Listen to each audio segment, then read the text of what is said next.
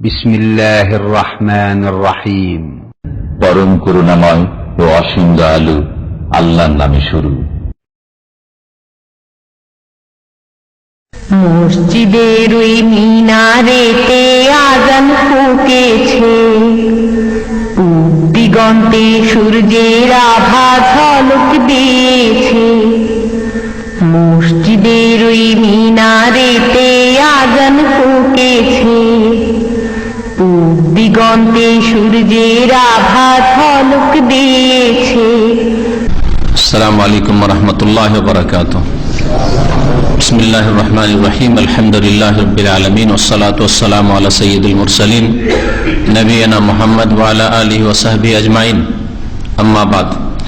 فقد قال المؤلف رحمه الله تعالى وعن انس رضي الله عنه قال قال رسول الله صلى الله عليه وسلم البصاق في المسجد خطيئة وكفارتها دفنها متفق عليه।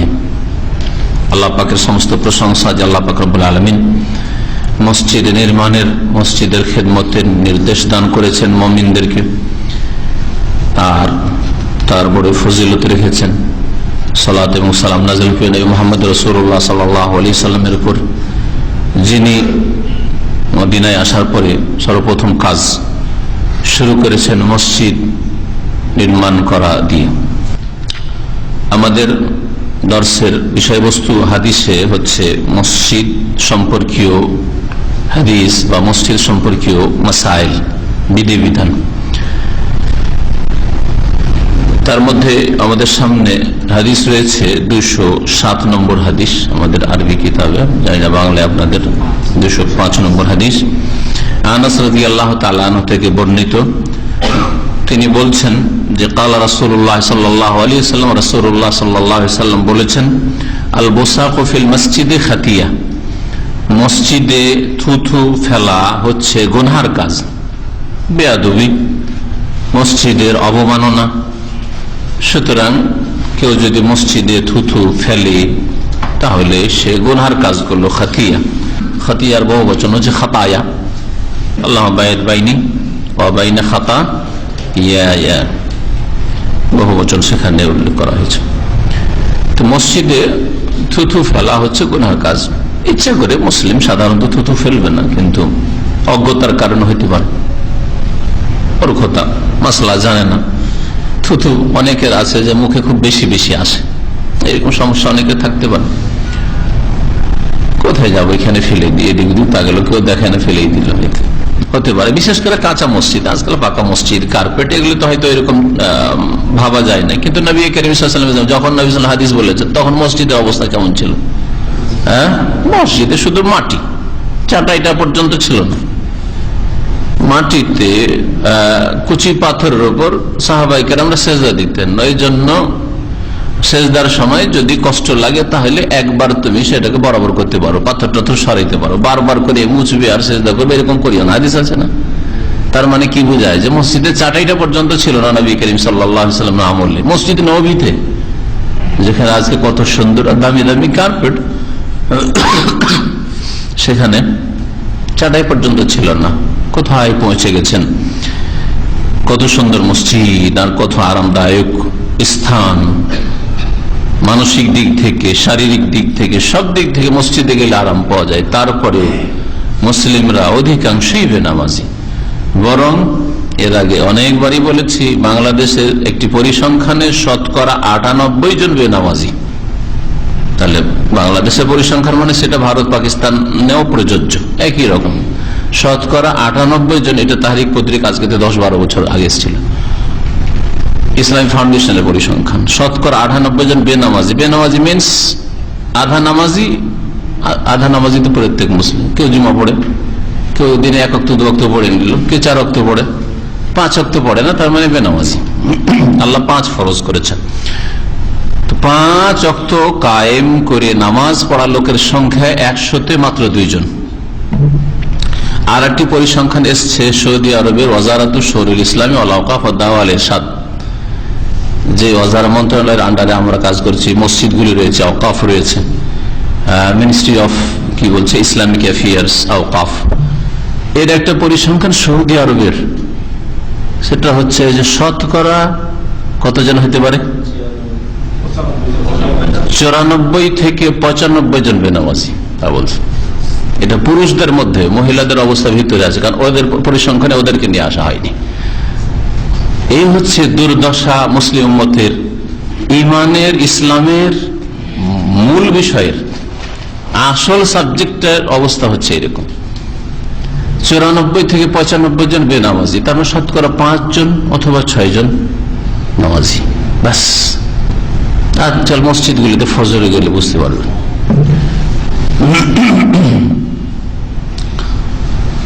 সুবহানাল্লাহ, আল্লাহ পাক হিদায়াত করেন আমাদেরকে। আল্লাহ পাকের আযাব মুসলিমদের উপর এই জন্য আসলে। তো কি বলছিলাম? হ্যাঁ, কি বলতে কি, নামাজি আর বেনামাজি কি মসজিদে থুতু ফেলা গোনা, তো ওর সম্পর্ক বেনামাজি আর নামাজের সাথে কি হলো? ওখানে কেন গেলাম? হ্যাঁ, এত আরামদায়ক, এখান থেকে এত আরামদায়ক এই মসজিদ, তারপরেও বেনামাজি এই হারে। আর যেই যুগে নামাজ পড়তে যাওয়াই মানে কষ্ট, হ্যাঁ, শুধু মানসিক দিক থেকে ইমানই শান্তি ছিল, বাকি শারীরিক দিক থেকে সেজদা করলে কষ্ট। রোদে গরমে সেজদা করা যায় না, তখন কাপড়টা রেখে দিত, কাপড়টা রেখে সেজদা করত। মাটি এত গরম হয়ে গেছে, কারণ উপরে শুধু খেজুর পাতা। তারপরেও শতকরা একটা না অর্ধেকও বেনামাজি ছিলেন না। সাহাবায়ে কেরামদের জামানায়, তাবেইনদের জামানায়, তাবেইনের জামানায়, এই স্বর্ণ যুগে শতকরা একটা বেনামাজি ছিল না মুসলিম সমাজ।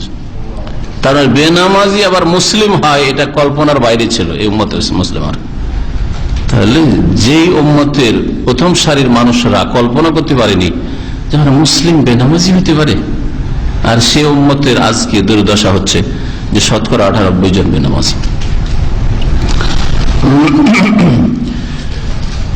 মসজিদে থুথু ফেলা হচ্ছে গুনার কাজ। এই গুনার কাফারা কি? গুনার কাফারা হচ্ছে দফনুহা কাফারাতুহা। এর কাফারা হচ্ছে, কাফারা মানে কি? গুনাহ মোচন করার উপায়, এটাকে কাফারা বলে। বিভিন্ন গুনার ক্ষেত্রে বা ভুল ভ্রান্তির ক্ষেত্রে কাফারা আছে, যেমন কসমের শপথ যদি ভঙ্গ করেন, কসম করলেন ভবিষ্যতে এই কাজ করব না, আর তারপরে করতে হইলো সেই কাজ, তাহলে তার কি আছে? ফাকাফারাতুহা ইতআমু আশারাতি মাসাকিন মিন আওসাতি মা তুতিমুনা আহলিকুম আও কিসওয়াতুহুম আও তাহরিরু রাকাবা। হ্যাঁ, ফামান লা ইয়াজিদ ফাসিয়ামু সালাসাতা আইয়ামিন যালিকা কাফারাতু আইমানিকুম, কাফারাতু আইমানিকুম, তোমাদের কসমের কাফারা।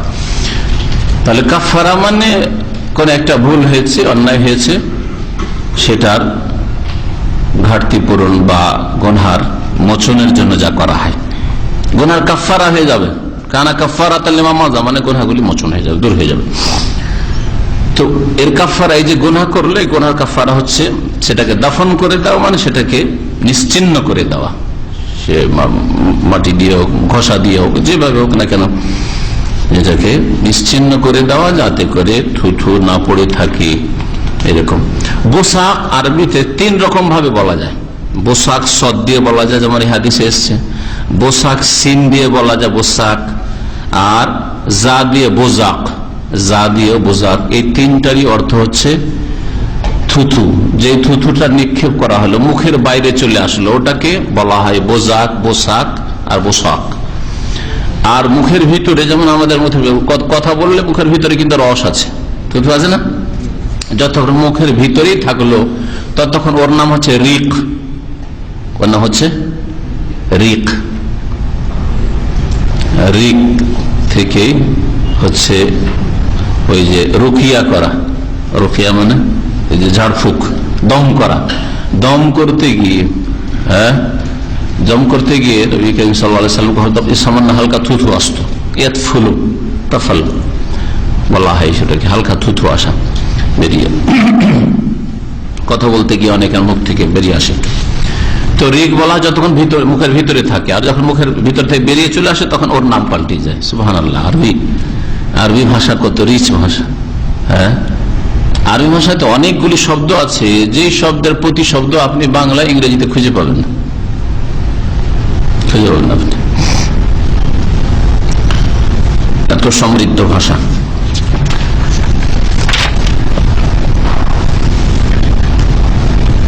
যদি কারো প্রয়োজন হয় যে থুতু ফেলতে হচ্ছে মসজিদে, তো এর আগে মনে হয় হাদিস এসছিল, কি এসছিল ওই হাদিসে মনে আছে? হ্যাঁ, বাম দিকে আর পায়ের নিচে ফেলে দাও। বাম দিকে মুসল্লি থাকতে পারে, ডান দিকে থাকতে পারে।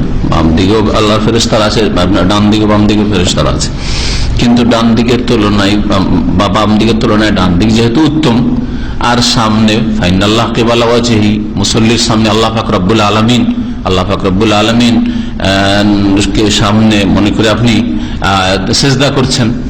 আল্লাহ পাক রব্বুল আলামিন যদিও তার আরশে তার জাত সত্তার দিক থেকে, কিন্তু নবী করিম সাল্লাল্লাহু আলাইহি ওয়াসাল্লাম হাদিসে বলে হচ্ছে মুসল্লির সামনে আল্লাহ পাক রয়েছেন। হ্যাঁ, ফাইনামা তুওয়াল্লু ফাসাম্মা ওয়াজহুল্লাহ, সামনে যেহেতু তুলনামূলক মুসল্লির সামনের স্থান হচ্ছে সবচেয়ে বেশি মর্যাদাপূর্ণ কিবলার দিক, সেজন্য সেদিকে থুতু ফেলা যাবে না। ডান দিক যেহেতু বেশি ফজিলতের আগে, সেজন্য ফেলা যাবে না। পিছনে ফিরবেন তো নামাজই নষ্ট হবে, তো কি করবেন? তাহলে বাকি থাকলো বাম দিক, পায়ের তলায়, নিজের পায়ের তলায়। অন্য কে আপনি কষ্ট দেবেন না, সেটা পায়ের তলায় ফেলে সেটা দফন করে দেন। এই মর্মে বুখারী মুসলিম আরেকটি হাদিস রয়েছে, ফালিয়াবসুক আন ইয়াসারি তাহতা কাদমিহি, পায়ের নিচে বাম দিকে ফেলে দাও যদি ফেলতেই হয়। কিন্তু এমনিতে নয় যে, যেমন আজকাল ভারত, বাংলাদেশ, পাকিস্তানের লোকদের বিশেষ করে বদ অভ্যাস দেখি রাস্তাঘাটে। আমি অন্য দেশের লোকদের এই বদ অভ্যাসটা দেখি না। সেটা হচ্ছে রাস্তায় চলছে, চলতে চলতে রাস্তায় চলছে, আর এই শুক্রবারের ভিড়ে দুই দিকে লোকে লোকারণ্য, এইদিকে লোক ওইদিকে লোক যাচ্ছে আসছে। দেখেছেন আপনারা এই খারাপ দৃশ্যটা? এই দেশগুলির মানুষকে বেশি করতে দেখা যায়। আরে বাবা, আমিও তো ওই দেশের, আমার মুখে কেন ওইরকম? আমি তো জীবনে এটাকে অভদ্রতা মনে করি যে রাস্তায় চলবো আর থুতু ফেলবো। এটা রাস্তায় চলবো আর থুতু ফেলবো? আপনার থুতু যদি আপনি গিলেই নেন তো দোষটা গিয়েল। রাস্তায় ডানে বামে থুতু ফেলা আরবদেরকে সাধারণত দেখা যায় না, সাধারণত দেখা যায় না। সে কখনো হয়তো হইতে পারে ব্যতিক্রম। এই খারাপ অভ্যাসটা আমাদের দেশগুলির মানুষের আছে। সুতরাং এইগুলি বদ অভ্যাস, কারো গায়ে পড়তে পারে।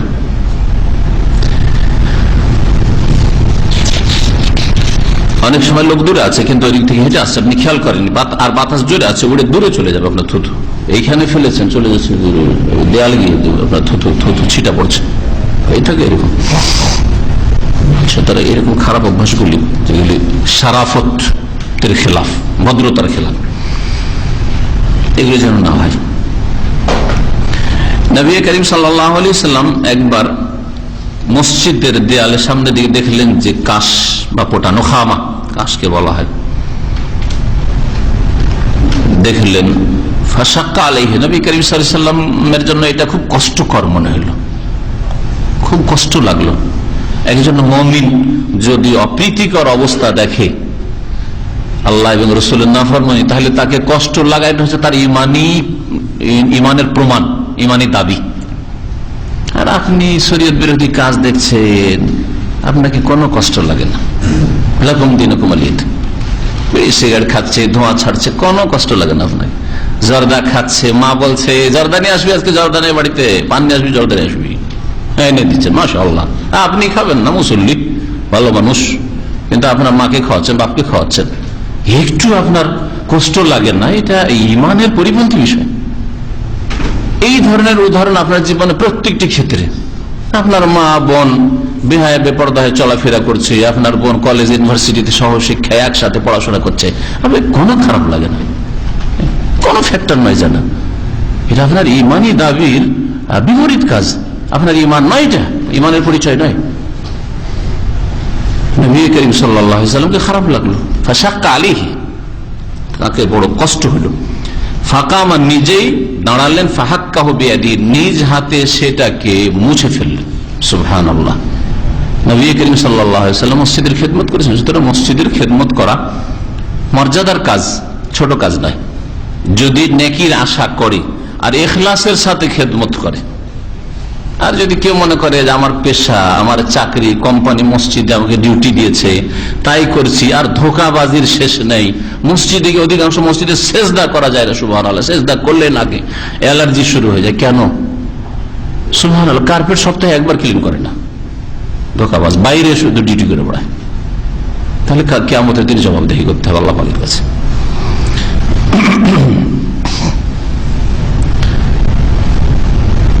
এই হাদিসটি বুখারী মুসলিমে রয়েছে। নাসাইতে আরেকটি হাদিস রয়েছে যে আরেকবার দেখলেন ফাগাযিবা হাত্তা ইহমাররা ওয়াজহু, রাসূলুল্লাহ সাল্লাল্লাহু আলাইহি ওয়াসাল্লাম অত্যন্ত রাগান্বিত হলেন, এরকম দেখে চেহারা মোবারক লাল হয়ে গেল। ফাকামাত ইমরাতুম মিনাল আনসার, তখন আনসারদের এক মহিলা নবী সাল্লাল্লাহু আলাইহি ওয়াসাল্লামের এইরকম অবস্থা দেখে যে নবী সাল্লাল্লাহু আলাইহি ওয়াসাল্লাম খুব অসন্তুষ্ট, মনক্ষুণ্ণ হলেন, এইরকম যে মসজিদের দেয়ালে থুথু বা পোটা ফেলা আছে, ফাহাক্কাথা, সেটাকে মুছে ফেললেন ওই মহিলা, ওয়া জাআলাত মাকানান নাহু খালুকান, আর ওই জায়গায় যেই জায়গায় থুথু বা কাসপোটা ফেলেছে সেই জায়গায় সুগন্ধি আতর দিয়ে দিলেন। খালুক এক ধরনের আতর দিয়ে দিলেন। ফাকাল সাল্লাল্লাহু আলাইহি ওয়াসাল্লাম, তখন নবী করিম সাল্লাল্লাহু আলাইহি ওয়াসাল্লাম বলেন, মা আহসানা হাযা, কত চমৎকার কাজ করলে তুমি, মা আহসানা হাযা, কত সুন্দর কাজ হলো এটা। তাহলে নবী সাল্লাল্লাহু আলাইহি ওয়াসাল্লাম প্রশংসা করেছেন এইসব লোকদের, যারা মসজিদে একটা খড়কুটো পড়ে আছে, একটা টিস্যু পড়ে আছে, এদিকে ময়লা আবর্জনা আছে, একটু উঠিয়ে ফেলে দিলেন, ভালো কাজ করলেন, কোন আইবের কথা না, বরং আপনি মা আহসানা হাযা, কত সুন্দর কাজ করলেন, নবী করিম সাল্লাল্লাহু আলাইহি ওয়াসাল্লাম বলেছেন।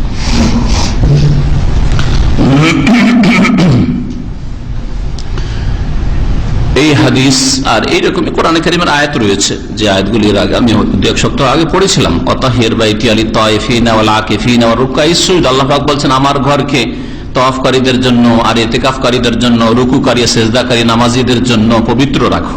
আল্লাহ বলছেন ফি বুয়ুতিন আযিনাল্লাহু আন তুরফা, আগের আয়াতে সূরা হজের, আর আয়াত ফি বুয়ুতিন আযিনাল্লাহু আন তুরফা সূরা নূরের আয়াত নম্বর 36। আল্লাহ বলছেন যে এমন ঘরগুলি যেগুলিকে আল্লাহ পাক রব্বুল সুউচ্চ করার নির্দেশ দান করেছেন, সুসজ্জিত করার, সুন্দর রাখার, পরিষ্কার পরিচ্ছন্ন রাখার, আন্তরফা মান সম্মান বাড়াবে, পরিষ্কার পরিচ্ছন্ন রাখবে, খেদমত করবে, তুরফা মানে হচ্ছে এর নির্দেশ আল্লাহ পাক দিয়েছেন। আয়েশা রাদিয়াল্লাহু তাআলা আনহার হাদিসের আগে পড়া হয়েছে, সেটা হচ্ছে নবী সাল্লাল্লাহু আলাইহি ওয়াসাল্লাম মসজিদ বানাতে বলেছেন মহল্লায় মহল্লায়, অথবা প্রত্যেক বাড়িতে একটা বিশেষ স্থান তৈরি করেন যে নামাজ পড়বো, আমার পরিবারের নামাজ পড়ে, ছেলে মেয়ের নামাজ পড়বে, আর ওয়ান তুনাজ্জাফা, অতটাই পরিষ্কার পরিচ্ছন্ন রাখবে, আর সুগন্ধি লাগিয়ে রাখবে, ওখানে আতর সুগন্ধি দিয়ে রাখবে। কিয়ামতের লক্ষণ শুনেন মসজিদের ক্ষেত্রে। আনাস রাদিয়াল্লাহু তাআলা আনহু থেকে বর্ণিত তার পরের হাদিস, কালা কালা রাসূলুল্লাহ সাল্লাল্লাহু আলাইহি ওয়াসাল্লাম লা তাকুমুস সাআতু হাত্তা ইয়াতাবাহা আন-নাসু ফিল মাসাজিদ। রাসূলুল্লাহ সাল্লাল্লাহু আলাইহি ওয়াসাল্লাম বলেছেন যে কিয়ামত অতদিন আসবে না, কায়েম হবে না, যতদিন পর্যন্ত লোকেরা মসজিদ নিয়ে প্রতিযোগিতা না করবে। মসজিদ নির্মাণের ক্ষেত্রে, মসজিদ সাজাবার ক্ষেত্রে, মসজিদকে রংচং করার ক্ষেত্রে, চমকদার করার ক্ষেত্রে যতক্ষণ পর্যন্ত মুসলিমরা কম্পিটিশন, প্রতিযোগিতা না শুরু করবে ততদিন পর্যন্ত কিয়ামত আসবে না। মানে কিয়ামতের পূর্বে এইরকম অবস্থা দেখা যাবে যে মসজিদে নামাজ নেই। যেমন বললাম যে শতকরা 98 জন বেনামাজি, 2 জন শুধু নামাজ, গোটা মহল্লার 100 জন মধ্যে 2 জন নামাজ পড়ে, আজান দল লোক পাওয়া যায় না, জামাত হয় না, একজন পয়সা আছে আসে না কেউ নামাজ পড়ার জন্য। অধিকাংশ মসজিদগুলির অবস্থা দেশে এরকমই। কিন্তু মসজিদ নির্মাণের ক্ষেত্রে প্রতিযোগিতা চলবে, এই অমুক গ্রামে এইরকম মসজিদ তৈরি করেছে, তাহলে আমাদেরকে এইরকম মসজিদ তৈরি করতে হবে। এই প্রতিযোগিতা তাদের কথায় প্রকাশ পাবে, আর না হলে কথায় যদি প্রকাশ না পায়, অনেক সময় কথায় প্রকাশ পায় না, কিন্তু অটোমেটিকলি কম্পিটিশন চলছে। সবাই মসজিদ এইরকম এত সুন্দর করে, দেশ বিদেশে কত সুন্দর সুন্দর মসজিদ, আমরাই কেন মসজিদ এইরকম রাখবো, আমরা ওই রকম রংচঙের মসজিদ তৈরি করবো। হ্যাঁ, মুখে না বললেও কাজে কর্মে কম্পিটিশন, প্রতিযোগিতা চলছে। ভাষ্যকারগণ হাদিসের দুটি অর্থ করেছেন। এটা হচ্ছে কিয়ামতের অনেকগুলি লক্ষণের একটি লক্ষণ। এগুলি কোন লক্ষণ, বড় না ছোট? কিয়ামতের নিদর্শন বা লক্ষণগুলিকে 2 ভাগে ভাগ করা হয়েছে। হ্যাঁ, আলামাতে কুবরা আর আলামাতে সুগরা। আলামাতে কুবরা যে 7-8টি আছে বা 10টি আছে, হাতে তারও 80 আয়াতেন 10টি বলা যেতে পারে, আর বাকিগুলি হাজার হাজার লক্ষণ আছে, 100 মাত্র না, হ্যাঁ, অনেকগুলি লক্ষণ আছে, আরো বহু লক্ষণ আছে, হয়তো যে লক্ষণগুলি অধিকাংশ চলে এসছে বর্তমান অবস্থায়। মুসলিমদের অনেক আলেমরা বলছেন যে কিয়ামতের যেগুলি ছোট লক্ষণ সেগুলি প্রায় চলে এসছে, কিয়ামতের বড় লক্ষণগুলি বাকি আছে। আর বড় লক্ষণগুলি যখন শুরু হয়ে যাবে তখন আর থামবে না, কিন্তু দ্রুত সবগুলি চলে আসবে, আর কিছু দিনের মধ্যেই পৃথিবী ধ্বংস হয়ে যাবে। কখন যে শুরু হয়ে যায় আল্লাহ পাক রব্বুল আলামিন ভালো জানেন। আখরাজাহুল খামসা, এই হাদিসটি 5 জন ইমাম বর্ণনা করেছেন, ইল্লা তিরমিজি, তবে 5 জনের মধ্যে ইমাম তিরমিজি ছাড়া। তাহলে 5 জন হচ্ছেন ইমাম আহমদ, আবু দাউদ, নাসাই আর ইবনে মাজাহ। আর তিরমিজি দিয়ে 5 জন, হয়তো তিরমিজি বাদ চলে গেলে তাহলে ইবনে মাজাহ পর্যন্ত। এই 4 জন ইমাম। ইমাম ইবনে হাজার রহমাতুল্লাহ আলাইহি পরিভাষা যেহেতু খামসা বললে এরা উদ্দেশ্য হয়, সেজন্য ব্যতিক্রম 1 জন 5 জনের মধ্যে, মানে ইমাম তিরমিজি ছাড়া আমি যাদেরকে খামসা বলেছি 5 ইমাম, তারা সকলে করেছেন। ইমাম ইবনে খুজাইমা হাদিসটিকে সহিহ বলেছেন, মানে ইবনে খুজাইমাতেও হাদিসটি রয়েছে। ইবনে খুজাইমার কিতাবে হাদিস থাকলে, ইবনে খুজাইমার হাদিসটির নামই হচ্ছে সহিহ ইবনে খুজাইমা। ইবনে খুজাইমা আর কিতাবের নাম সহিহ ইবনে খুজাইমা, তার মানে সর্বসম্মতিক্রমে যে হাদিস সহিহ সবগুলি তা নয়, কিন্তু তার মতে তার কিতাবে যে হাদিসগুলি আছে সহিহ, তার মতে তাতে যে হাদিসগুলি আছে সবগুলি সহিহ। কিন্তু আসলে যদি ভালো যে হাদিসের সহিহ জয়ীফের কায়দা কানুনের মাপকাঠিতে যদি যাচাই করা যায়, তাহলে অনেক হাদিস রয়েছে ইবনে খুজাইমাতে যেগুলি জয়ীফ বা সহিহ নাই। এই হাদিসটি সহিহ। ইমাম সয়ুতিও জামে সগীরে সহিহ বলেছেন।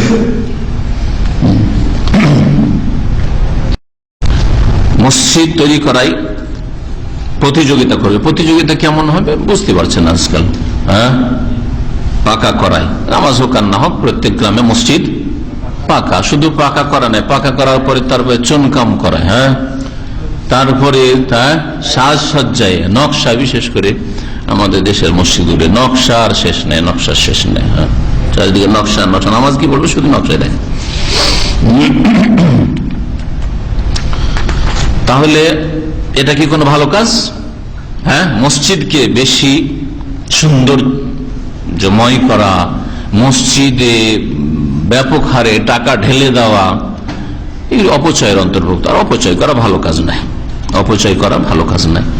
তবে এতটুকু বলা যেতে পারে যে গ্রামের সাধারণ মানুষের, মানে মধ্যম শ্রেণীর মানুষের বাড়ি ঘর যেমন আছে তার চাইতে নিচু মানের মসজিদ না হয়। মসজিদের সাথে ভালোবাসা, আল্লাহ পাক রব্বুল আলামিন ঘরের সাথে ভালোবাসার দাবি হচ্ছে যে আপনার বাড়িতে যেমন তার চাইতে একটু ভালো করে মসজিদটা করেন। এর মানে এই নয় যে ওই আপনি খড়েরই মসজিদ রেখে দেন, এখনো মাটির দেয়ালের মসজিদ রেখে দেন, অথচ গ্রামের সবগুলি বাড়ি পাকা হয়ে গেছে।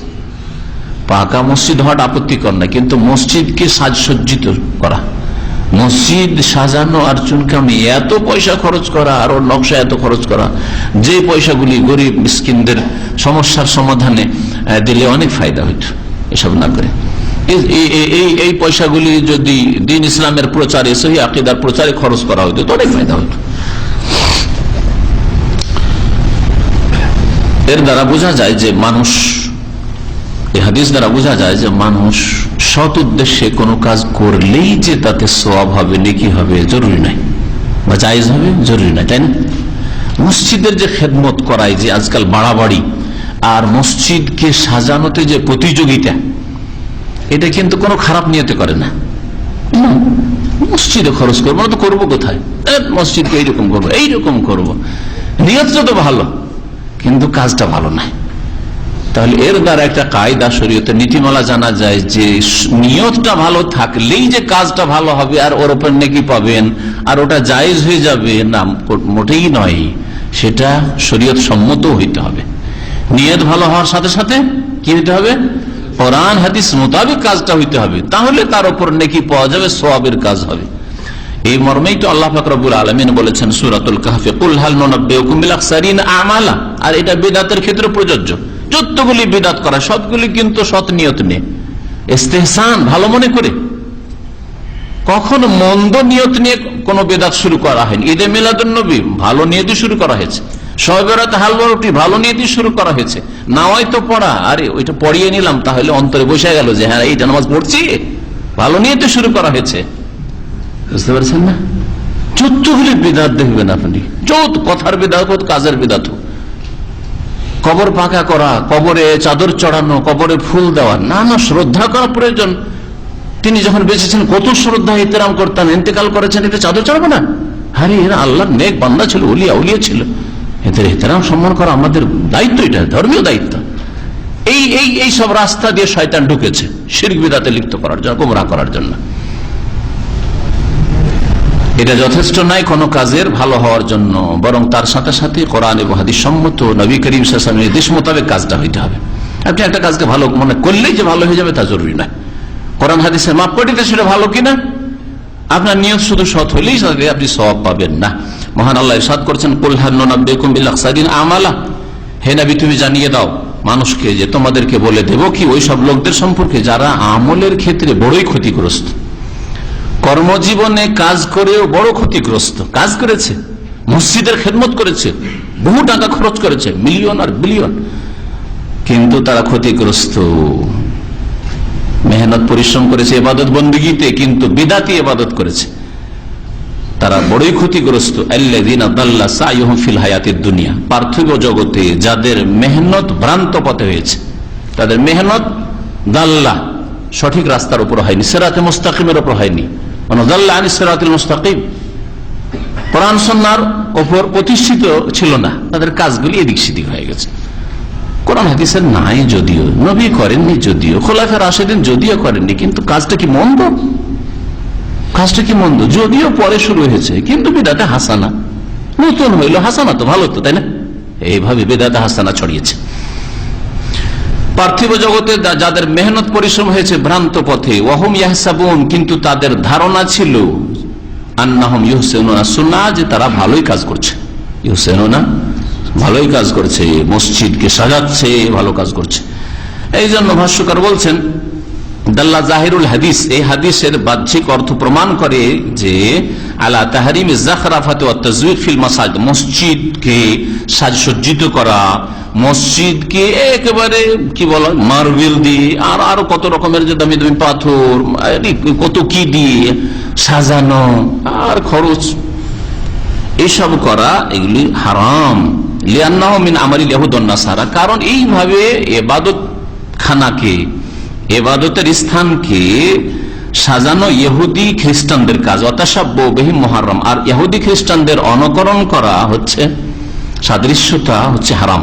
ফামান তাশাব্বাহা বিকওমিন ফাহুয়া মিনহুম, কারণ নবী সাল্লাল্লাহু আলাইহি ওয়াসাল্লামের হাদিস তিরমিজির যে ব্যক্তি বিজাতির সাদৃশ্যতা অবলম্বন করবে সে তাদের দলভুক্ত হবে। যাখরাফাতুল মাসাজিদ লাইসাত মিনাস সুন্নাহ, ভাষ্যকার আরো বলছেন যে মসজিদকে এত সাজসজ্জিত করা এটা সুন্নত নয়, বাল মিনাল বিদআ, বরং বিদআত। মসজিদ সাজাতে গিয়ে প্রচুর পরিমাণে খরচ করা এটা সুন্নত নয়, বিদআত। এই জন্য অমুক দেশে এত সুন্দর মসজিদ আছে, এটা কোনো প্রশংসার বিষয় নয়। প্রশংসার বিষয় হচ্ছে অমুক দেশের মসজিদে জায়গা হয় না, বাইরে নামাজ পড়ে লোকেরা, জুমার দিন না ওয়াক্তিয়া নামাজ, এটা হচ্ছে প্রশংসার বিষয়। আজকাল প্রশংসা হয় এই এত বড় দাম্মামের বিশাল মসজিদ জামে খাতুমুল হারমাইন, জুমার দিনে জায়গা হয় না, রাস্তাঘাটে নামাজ হয়, বাইতুল মুকাররমে রাস্তাঘাটে নামাজ হয়, এই জুমার নামাজে ভিড় হয়, এটা প্রশংসার বিষয় নয়। এটা তো সপ্তাহে একদিন ইহুদি নাসারা চার্চেও করে, বুঝতে পেরেছেন? কিন্তু 5 ওয়াক্ত নামাজে যদি এইরকম ভিড় ভাড় থাকে, মসজিদে জায়গা থাকে না, রমজান মাস, এটা প্রশংসার বিষয় নয়। সারা বছর রমজানের মতো ভিড় ভাড় মসজিদে থাকে, এইটা হচ্ছে প্রশংসার বিষয়, যে মাশাআল্লাহ উম্মতে মুসলিমে এগিয়ে এসছে, এখন আল্লাহ পাকের রহমত এদের উপর হবে, কারণ আল্লাহর দিকে ফিরেছে, আল্লাহ তাদের দিকে ফিরবেন। ওয়াইন উদ্তুম উদনা, তোমরা ফিরে আসো, আমিও তোমাদের দিকে ফিরে যাবো, আল্লাহ পাক রব্বুল আলামিন বলছেন।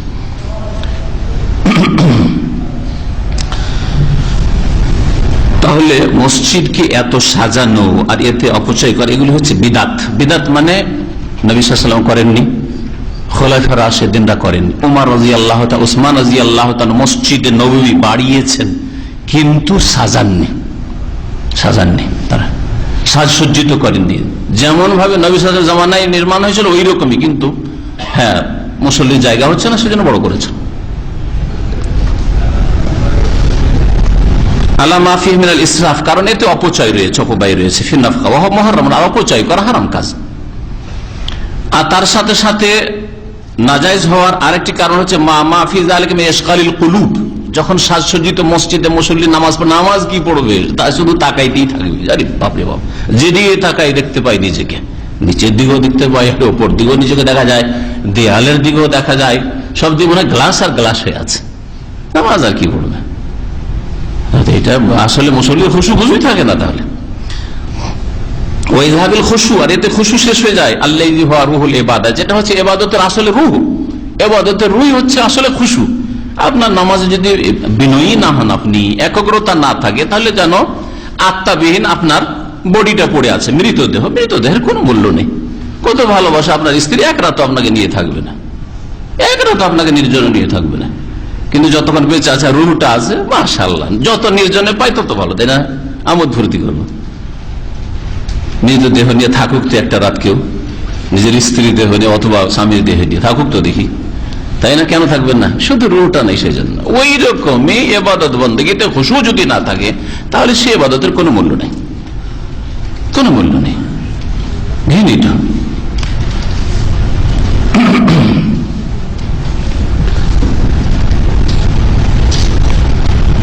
যেটা বলছেন যে উমর রাদিয়াল্লাহু তাআলা আনহুর জামানায় যখন মসজিদ বানানো হইল, তখনও ওই কাঠ দিয়ে আর ওই খেজুরের ডাল দিয়ে, খেজুর পাতা দিয়ে বানানো হইল। আর ওয়াজাদা ফিহি ওয়ালাম্মা কানা ফি আহদি উসমান রাদিয়াল্লাহু তাআলা আনহুর জামানায় যাদা ফিহি জিয়াদাতান কাবীরা, অনেক মসজিদকে সম্প্রসারিত করা হলো, বড় করা হলো। ওয়া বানা জুদরান বিল আহজার ওয়াল জিস, পাথর দিয়ে আর চুনকান্ত করা হয়েছে। ওয়া জাআল উমুদাহু মিনাল হিজার, আর পাথর দিয়ে, ওই সেই খাম্বাগুলি পাথর দিয়ে তৈরি করা হয়েছিল। কিন্তু ওয়ালা ইয়াক্তাজি যাখরাফা, তাতে সাজসজ্জা করা হয়নি। যেই সাজসজ্জা তুর্কি আমলে করা হয়েছে, মসজিদ নববীকে এমন ভাবে সাজানো হয়েছে। আর আপনাদেরকে এর আগে বলেছিলাম যে এখন তো রংটা চেঞ্জ করে দিয়ে হালকা করে দেওয়া হয়েছে, সাদা করে দেওয়া হয়েছে উপর দিক, তাই না, পিলার গুলো। কিন্তু কি ছিল জানেন? রক্তের চাইতে বেশি লাল। আমি তো প্রথম যখন মদিনায় আসলাম পড়ার জন্য, ভাই রক্ত দিয়ে রং আছে নাকি, এত কেন লাল, এত ডিপ গাঢ় লাল, এই খাম্বা গুলো, তারপরে দেয়াল, ছাদ, সবকিছু লাল লাল, লালে লাল একবারে। নামাজ আর কি বলবে, প্রথম তাকাইতেই থাকতাম, শুধু কোন দিকে তাকাবো, যেদিকে তাকাই শুধু ভালো লাগে, তাই না? সুন্নতের খেলাফ, এটা বিদাতি কাজ।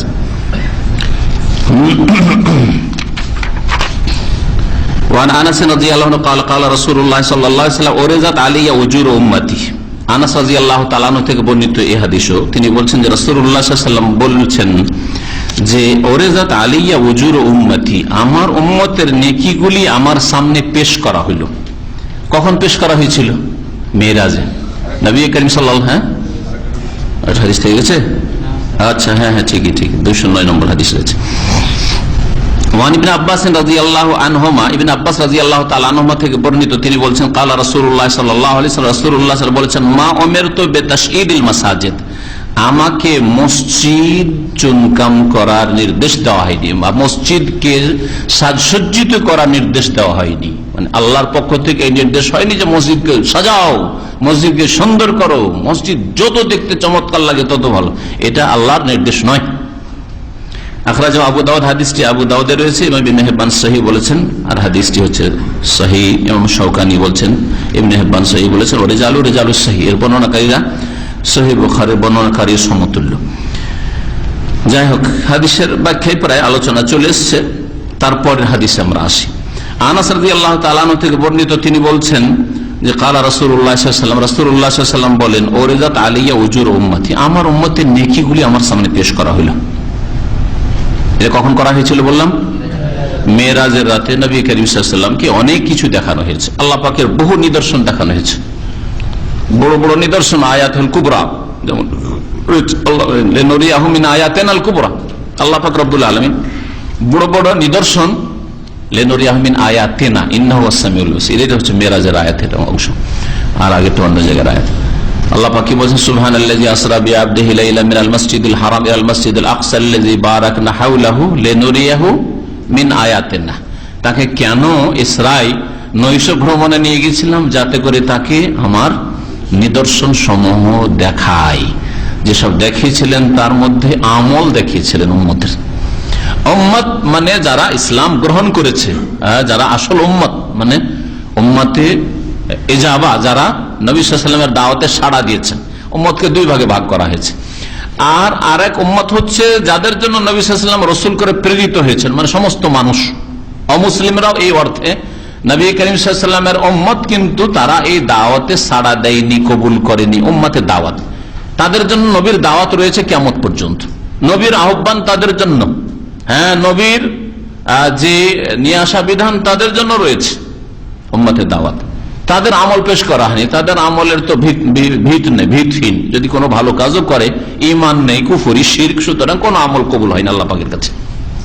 যা দেওয়ার আল্লাহ দুনিয়াতে দিয়ে বিদায় করে দিচ্ছেন। যা তুই কিছু করছিস, কল্যাণমূলক কাজ করছিস, যা দুনিয়াতে কিছু নিয়ে নে। এটা হচ্ছে কাফের, যারা শিরকের অবস্থায়, কুফর অবস্থায় রয়েছে, ভালো কাজ করে তাদের অবস্থা। মুমিন ব্যক্তি ঈমান যদি ঠিক থাকে, শিরক মুক্ত থাকে, তবে আল্লাহ পাক রব্বুল দুনিয়াতেও দেবেন, আখিরাতেও দেবেন। তো এই উম্মতের আমলগুলি, নেক আমলগুলি পেশ করা হলো নবী করিম সাল্লাল্লাহু আলাইহি সাল্লামের সামনে। হাত্তাল কাজা, এমনকি খড়কুটো, কাজা বলা হয় খড় কুটো, ছোট ছোট ছোট ক্ষুদ্র ক্ষুদ্র যেগুলি জিনিস, এগুলি মানুষের চোখে পড়ে যায়, পানিতে পড়ে একটা খড়কুটো ভাসছে, দেখছেন খড়কুটো। এগুলি ইউখরিজুহা রাজুল মিনাল মসজিদ, মসজিদে যদি দেখে কোনো মানুষ আর সেটাকে যদি বের করে ফেলে মসজিদ থেকে পরিষ্কার করার জন্য, বা মসজিদে সাফ করে ফেলে, ওইটাও যে নেকি, এই নেকিটাও নবী করিম সাল্লাল্লাহু আলাইহি ওয়াসাল্লাম উম্মতের মেরাজের রাতে গিয়ে আল্লাহ পাকের কাছে দেখতে পেলেন। আল্লাহ পাক পেশ করলেন যে তোমার উম্মতের কিছু লোকেরা এই ধরনের নেকিগুলি করে থাকে। তাহলে এইরকম সাধারণ একটা ভালো আমলের নেকি নবী করিম সাল্লাল্লাহু আলাইহি ওয়াসাল্লামের সামনে পেশ করা হয়েছে। তাহলে এর চেয়ে বড় বড় যেগুলি আমল, ফরজ কাজ, ওয়াজিব কাজ, সুন্নত কাজ, ইবাদত বন্দেগীর কাজ, আখলাকের কাজ, চরিত্র, তাহলে বহু নেকি নবী করিম সাল্লাল্লাহু আলাইহি ওয়াসাল্লামের সামনে পেশ করা হয়েছে। কেমন করে পেশ করা হয়েছে? এত অল্প সময়ে এসবের ধরন, অবস্থা জানার কোনো ক্ষমতা আমাদের দেওয়া হয়নি। এক কথায় এই যে গায়েব অদৃশ্যের বিষয় কেমন করে পেশ করা হয়েছে আল্লাহ পাক ভালো জানেন, এবং রাসূলুল্লাহ সাল্লাল্লাহু আলাইহি ওয়াসাল্লাম জানেন। তারপরে আবু দাউদ, হাদিসটি আবু দাউদে রয়েছে, তিরমিজিতে রয়েছে। ওয়াস্তাগরাবাহু, ইমাম তিরমিজি হাদিসটাকে গরীব বলেছেন। ওয়াসাহ ইবনে খুজাইমা সহিহ বলেছেন।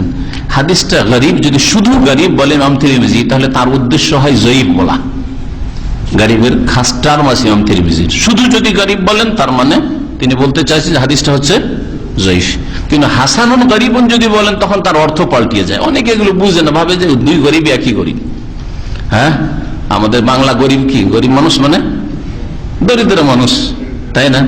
আর আরবিতে গরীব আবার আলাদা অর্থে। আরবিতে গরীব মানুষ মানে, গরীব মানে হচ্ছে আগন্তুক ব্যক্তি, অচেনা ব্যক্তি। আপনি নতুন হঠাৎ করে কোন শহরে গিয়ে নেমেছেন, কেউ চেনে না আপনাকে, তা আপনি গরীব। যেমন হাদিসে কোন ফিদ দুনিয়া কান্নাকা গরীব, দুনিয়া এমন ভাবে জীবনযাপন করে যেন তুমি অপরিচিত ব্যক্তি, কেউ তোমাকে চেনে না, কিছুক্ষণের জন্য এসছো, কখন যে তোমাকে এখান থেকে হঠাৎ করে যেতে হয়, গরীব তুমি। অথবা আবেরু সাবিল, পথিক মুসাফির মানুষ, এখানে থাকার জন্য আসনি, সুতরাং প্রস্তুতি নাও, যেতে হবে আবার। হাসানুন গরীব মানে হচ্ছে হাসান লিজাতিহি। এমন তিনি যদি হাসান গরীব বলেন, তাহলে তার বিশেষ অর্থ হয়ে থাকে মানে হাসান লিজাতিহি। এটা একটাই সনদ আছে, আর সেটা হচ্ছে হাসান মানে আমলযোগ্য। হাদিসটা দুর্বল, অন্যান্য ওলামারা যারা বলেছেন তারা বলছেন হাদিসটা দুর্বল, তবে লাকিন লাহু শাওয়াহিদ, এর বেশ কিছু সমর্থনমূলক হাদিস রয়েছে। হাদিস যদি হালকা দুর্বল থাকে আর বেশ কিছু সমর্থন থাকে, তাহলে সেই হাদিসটা হাসান লে গায়রি কমপক্ষ হয়ে যায়, আমলের যোগ্য হয়ে যায়। হাদিস কি, যে নবী করিম সাল্লাল্লাহু আলাইহি সাল্লামের সামনে উম্মতের আমল মেরাজের রাতে পেশ করা হয়েছে, তিনি দেখেছেন, বিস্তারিত দেখেছেন। কার কি আমল, ইয়াসিনের কি আমল, অমুকের কি আমল, আনিসের কি আমল দেখেছেন, নাকি সংক্ষিপ্ত দেখেছেন। আমল, বিভিন্ন রকমের আমল পেশ করা হয়েছে, তাও বলা যেহেতু হয়নি হাদিসে, সুতরাং আমরা তিলকে তাল করতে যাব না, যেটা নাই সেসব কথা, উদ্ভট কথা আমরা বানাতে, মন গড়া কথা বানাতে যাব না। পেশ করা হয়েছে যেইভাবে হোক না কেন, সংক্ষিপ্ত হোক আর ডিটেলস হোক, নবী করিম সাল্লাল্লাহু আলাইহি ওয়াসাল্লামের সামনে উম্মতের বিভিন্ন আমলগুলি পেশ করা হয়েছে, নেক আমল পেশ করা হয়েছে।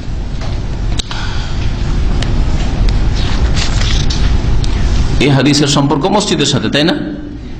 যে মসজিদ থেকে একটা খড়কুটো ময়লা আবর্জনা যদি সরিয়ে দেন সেটাও নেকি নবী করিম সাল্লাল্লাহু আলাইহি ওয়াসাল্লামের সামনে মেরাজের রাতে পেশ করা হয়েছে। একটা টিস্যু পড়ে আছে সরিয়ে দিলেন। ওয়া নবী কাতাদা রাদিয়াল্লাহু আনহু قال قال رسول الله صلى الله عليه وسلم اذا دخل احدكم المسجد فلا يجلس حتى يصلي ركعتين متفق عليه। এই হাদিস হচ্ছে এই অধ্যায়ের শেষ হাদিস। আবু কাতাদা রাদিয়াল্লাহু তাআলা আনহু থেকে বর্ণিত, তিনি বলছেন যে রাসূলুল্লাহ সাল্লাল্লাহু আলাইহি ওয়াসাল্লাম বলেছেন, ইযা দাখালা আহাদুকুমুল মাসজিদা, তোমাদের যে কোনো ব্যক্তি যখন মসজিদে প্রবেশ করবে, যখন মসজিদে প্রবেশ করবে, ভালো করে শুনে রাখেন, যখন যে কোনো সময়, তাই না, ইজা যে কোনো সময় প্রবেশ করবে, ফালা ইয়াজলিস, বসবে না, ফালা ইয়াজলিস, বসবে না, হাদিসের ভাষা শুনেন, হাত্তা ইউসাল্লি রাকাতান, যতক্ষণ পর্যন্ত 2 রাকাত সালাত না আদায় করে নেবে, নামাজ না পড়ে নেবে, 2 রাকাত নামাজ না পড়া পর্যন্ত ফালা ইয়াজলিস, বসবে না, বসা নিষেধ। হাদিস কোথায়? যেমন তেমন নাই, মুত্তাফাকুন আলাইহি, বুখারীতেও রয়েছে আর মুসলিমও রয়েছে, সহিহ বুখারী সহিহ মুসলিম দুটোতেই রয়েছে। তাহলে মসজিদে নামাজ না পড়ে বসে যাওয়া মসজিদের আদবের খেলাফ, আপনি বেয়াদবি করলেন মসজিদের সাথে, মসজিদের হক আদায় করলেন না। মসজিদ সালামি, এটাকে বলা হয় তাহিয়াতুল মসজিদ, এর নাম ফিকহের ভাষায়, একে কি বলা হয়, এটা ফিকার কিতাবের ভাষা, এটা হাদিসে তাহিয়াতুল মসজিদ নাই। তাহিয়া মানে হচ্ছে সালাম, তাহিয়া মানে হচ্ছে সালাম বিনিময় করা। তাহলে মসজিদের হক হচ্ছে যে মসজিদে গেলে সালাম দেবেন। একটা মুসলিমের হক হচ্ছে মুসলিমের সাথে সাক্ষাৎ হচ্ছে সালাম আলাইকুম, কেমন আছে, কমপক্ষে তার উপরে যদি করেন মুসাফা করেন তো ভালো কথা, সালাম আলাইকুম। মসজিদে কি করবেন? মসজিদে গিয়ে 2 রাকাত নামাজ পড়বেন, তাহলে মসজিদ সালামি পেশ করলেন আপনি। তাহিয়াতুল মসজিদ মানে মসজিদ সালামি নামাজ। একে দখুল মসজিদ বলবেন না, এটা দেশি ভাষা, এটা হচ্ছে দেশি ভাষা, সুন্নতি ভাষা, বা কমপক্ষে ফিকির কিতাব, হানাফি, শাফি, মালিক, হাম্বলি সব কি ফিকির কিতাবে তাহিয়াতুল মসজিদ শব্দটি এসছে। তো এই ফিকির ভাষাটা উলামায়ে কেরাম যেটা ব্যবহার করে সেটা বলবেন, কিন্তু আমার দেশের মানুষকে শিখানো যাবে না দখুলুল মসজিদ। অথচ দখুল মানে বুঝে না, তাহিয়া মানে বুঝে না। দখুল মানে কি? প্রবেশ করা। ওই যে লোক বলছে বুঝে, বাঙালি উর্দু ভাষী বুঝে না, তো দখুল বলবে, ওই মন গড়াটা বলবে, কিন্তু তাহিয়াতুল মসজিদ বলবেন। আপনি সুন্নতি টার্মগুলি ব্যবহার করার চেষ্টা করেন। তাহিয়াতুল মসজিদ না পড়ে বসবে না, নিষেধ করা হয়েছে। তাহলে বাহ্যিক হাদিস প্রমাণ করে যে বসা যখন যাবে না নিষেধ করেছেন, তার মানে ওয়াজিব। এটা একটি মত ইমাম আহমদ রহমতুল্লাহ আলাইহি। ইমাম আহমদ বলছেন যে মসজিদে ঢুকে বসার আগে 2 রাকাত নামাজ পড়ে বসা ওয়াজিব। যদি ফরজ নামাজের সময় থাকার শুরু হয়ে গেছে তো ওইটাই আপনার ফরজ হইল তাহিয়াতুল মসজিদ, এক গুলিতে 2 শিকার হয়ে গেল, অসুবিধা নেই। কিন্তু না, এখন নামাজ শুরু হয়নি, তাহলে গিয়ে আপনি বসবেন না, নামাজ পড়েন তারপর বসেন। আর অধিকাংশ আইম্মায়ে কেরাম, বাকিরা সবাই, আবু হানিফা, শাফি, মালিক, সবার কাছে, তাদের কাছে এটা হচ্ছে সুন্নাতে মুআক্কাদা, মানে এমন সুন্নাত যার তাগিদ রয়েছে। নবী বলছেন সাল্লাল্লাহু আলাইহি ওয়াসাল্লাম, ফালা ইয়াজলিস, বসো না, হাত্তা ইউসাল্লি রাকাতান, যতক্ষণ পর্যন্ত 2 রাকাত নামাজ পড়ে নেবে। তারপরেও আমাদের দেশের ভাইয়েরা কি করে? বিরোধিতা করতে হবে। এমন না যে পড়ে বসবে। জুমার দিনে আমি ছোটকাল দেখতাম তাদের মসজিদগুলিতে বিরোধিতা 1 মিনিটের জন্য হলে করবে, প্রথমে গিয়ে বসবে শ্বাস নেওয়ার জন্য, বসে আবার উঠিয়ে তখন সুন্নত শুরু করবে। এমন সুন্নত শুরু করছে যেই সুন্নতটার কোনো হদিসই পাওয়া যায় না হাদিসে। কি সুন্নাত? কাবলাল জুমা পড়তে হবে। কত? 4 রাকাত। একটা হাদিস দেখান তো দেখি, একটা হাদিস চাই জয়ীফি। চলো জয়ীফ বললাম যে 4 রাকাতে জুমার আগে পড়বেন, একটি হাদিস, দুর্বল হাদিসও চাই, নাই। কি আছে? যুক্তি। জুমাটা যেহেতু জোহরের বিকল্প, জোহরের আগে যেহেতু 4 রাকাত সুন্নাত, তাই এখানেও লাগিয়ে দিলাম 4।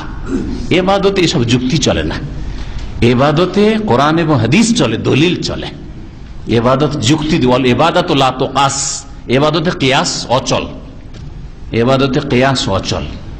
বুঝতে পারছেন?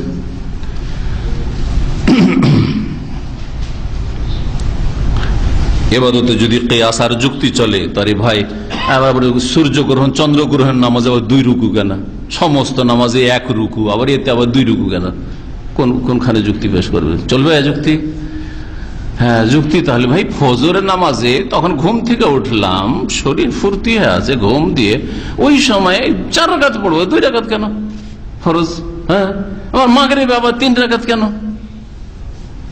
কোনখানে যুক্তি কিয়াস দিয়ে বোঝা যাবে? তাহলে ইবাদতের ক্ষেত্রে যুক্তির কোনো দখল নেই, অধিকার নেই, যুক্তি চলবে না। যেইভাবে আল্লাহ পাক বলেছেন, তার রাসূল সাল্লাল্লাহু আলাইহি ওয়াসাল্লাম বলেছেন, সেগুলি হচ্ছে ওহী, কোরআন হাদিস ওহী, সেই মোতাবেক আপনাকে আদায় করতে হবে। সুতরাং জুমার সুন্নত নেই, হাদিসে নেই। আছে কি? তাহিয়াতুল মসজিদ আছে, তাহিয়াতুল মসজিদ পড়েন 2 রাকাত ব্যাস। তারপর আরেক বিদআত আছে দেশি নামাজে, দেশি জুমা, কি আখিরি জোহর না হয় এহতিয়াতি জোহর। উর্দু ভাষী ইন্ডিয়ান পাকিস্তানিরা এহতিয়াতি জোহর পড়ে, আর বাঙালিরা কি বলে? আখিরি জোহর। এটা জুমার আগে পড়ে না পরে পড়ে? পরে পড়ে। এই বিদআত কোত্থেকে আসলো? এই বিদআতের এক মযহাবী ইতিহাস আছে। যেহেতু হানাফি মযহাবে শহর ছাড়া জুমা নেই, হ্যাঁ, আলী রাদিয়াল্লাহু তাআলা আনহুর বক্তব্য তার একটা পেশ করে, লা জুমাতা ওয়ালা ঈদা ইল্লা ফি বা ওয়ালা তাশরিকা ইল্লা ফি মিসরিন জামিন। শহর, জামে শহর, জামে শহর বলা হয়েছে এমন শহর যেখানে ইসলামিক কাজী আছে, আদালত আছে, চোরের হাত কাটা হয়, কেসাস হয়। তাহলে সৌদি আরব ছাড়া সারা পৃথিবীতে জুমাই নেই হানাফি মযহাবে। শুনে রাখেন ভালো করে, কারণ সারা পৃথিবীতে কোথাও চোরের হাত কাটা হয় না সৌদি আরব ছাড়া। হ্যাঁ, দণ্ডবিধান কোথাও কায়েম হয় না। সুতরাং বাইতুল মুকাররমেও জুমা নেই। মুশকিলে পড়ে গেল, তার মযহাবে তো বলছে জুমা নেই, আর জুমা আমরা গ্রামে পড়ছি, শহরে পড়ছি। তাহলে কি করতে হবে? একটা হিল্লা করতে হবে যে আল্লাহ এটা নিবে না ওইটা নিবে। কথা বুঝতে পেরেছেন? এটা দিয়ে যদি না হয় তো এটাকে রিপ্লেস করে দেবো, বুঝলেন তো? রিপ্লেস করা। আল্লাহ যখন বলবো যে তোর গ্রামের জুমা, তোর দেশে ইসলামিক আদালত ছিল না, চোরের হাত কাটা ছিল না, দণ্ডবিধান হুদুদ তাজিরাত ছিল না, তুই জুমা কেন পড়েছিস? যদি আল্লাহ বলে যে জুমা নিব না, আল্লাহ জোহর আছে, এহতিয়াতি জোহর। সুতরাং উর্দু ভাষার এহতিয়াতি মানে সতর্কতামূলক জোহর ওর নাম।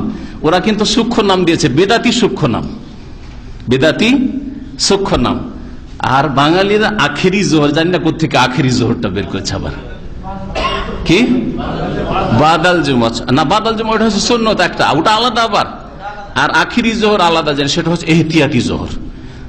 যেহেতু আমরা সন্দিহান যে আমাদের দেশে যেহেতু ইসলামিক আদালত নাই বা গ্রামে গঞ্জে জুমা নেই মযহাবে, তাহলে জুমা যদি আল্লাহ কবুল না করে বাই চান্সে, তাহলে কি করবো? জোহরটাকে দিয়ে দেবো, এহতিয়াতি জোহর।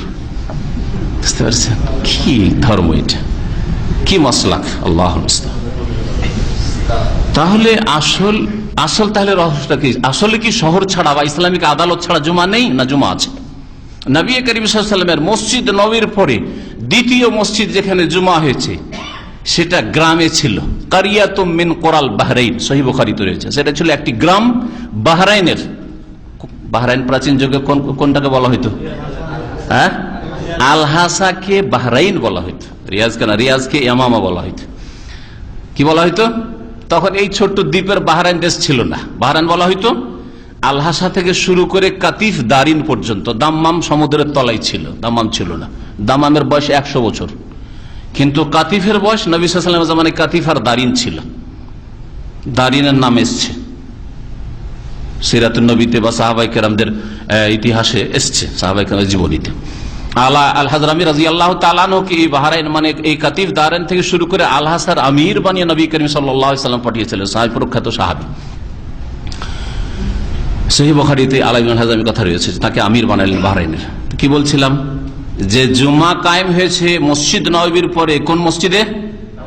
আল-হাসার একটি কারিয়ায় গ্রামে, যে গ্রামের নাম হচ্ছে জাওয়াসা, যে গ্রামের নাম এখনো জাওয়াসা লেখা আছে।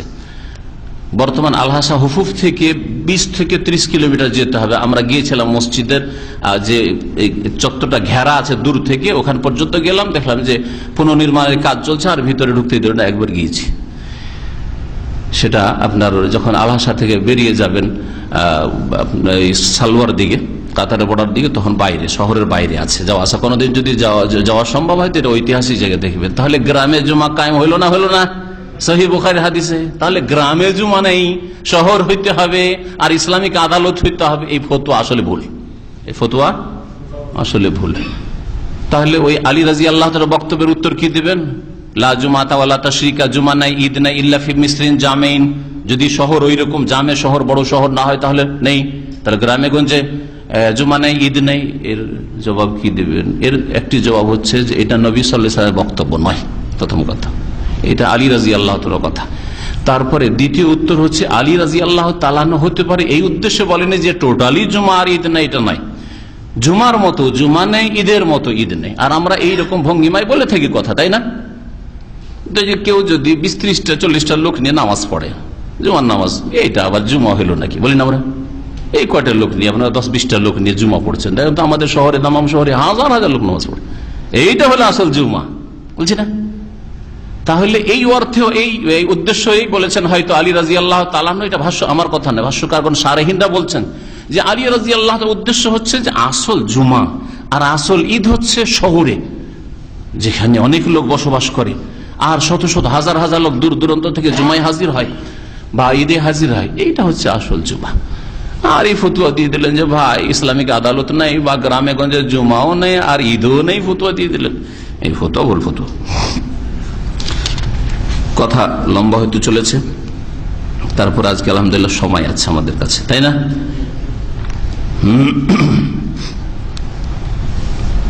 এই হাদিস আরো প্রমাণ করে যে এই নামাজ যে কোনো সময় পড়তে হবে, তাহিয়াতুল মসজিদের নামাজ, আন্নাহুমা তুসাল্লায়ান ফি আইয়ি ওয়াক্তিন, যে কোনো সময়। কারণ ইজা যখনই মসজিদে প্রবেশ করবে, সকালে হোক, বিকালে হোক, আসর পর হোক, ফজর পর হোক, মসজিদে ঢুকেছেন, বসতে চান, তাহলে 2 রাকাত নামাজ পড়ে বসতে হবে। সাওয়াউন আকানা ওয়াক্তুন নাহি, সেটা নিষিদ্ধ সময় যেমন আসর পরে হোক, নিষিদ্ধ সময় যেমন ফজর পরে হোক, মাথার উপরে সূর্য রয়েছে ওই সময় হোক, সূর্য ডুবার সময় হোক, ওঠার সময় হোক, অফিস আলিকা খেলাফ। কিন্তু এই বিষয়ে সব সময় পড়া যাবে না, বিশেষ কোনো সময় আছে সেই সময় পড়া যাবে না, ইখতিলাফ রয়েছে ফুকাহায়ে কেরামদের।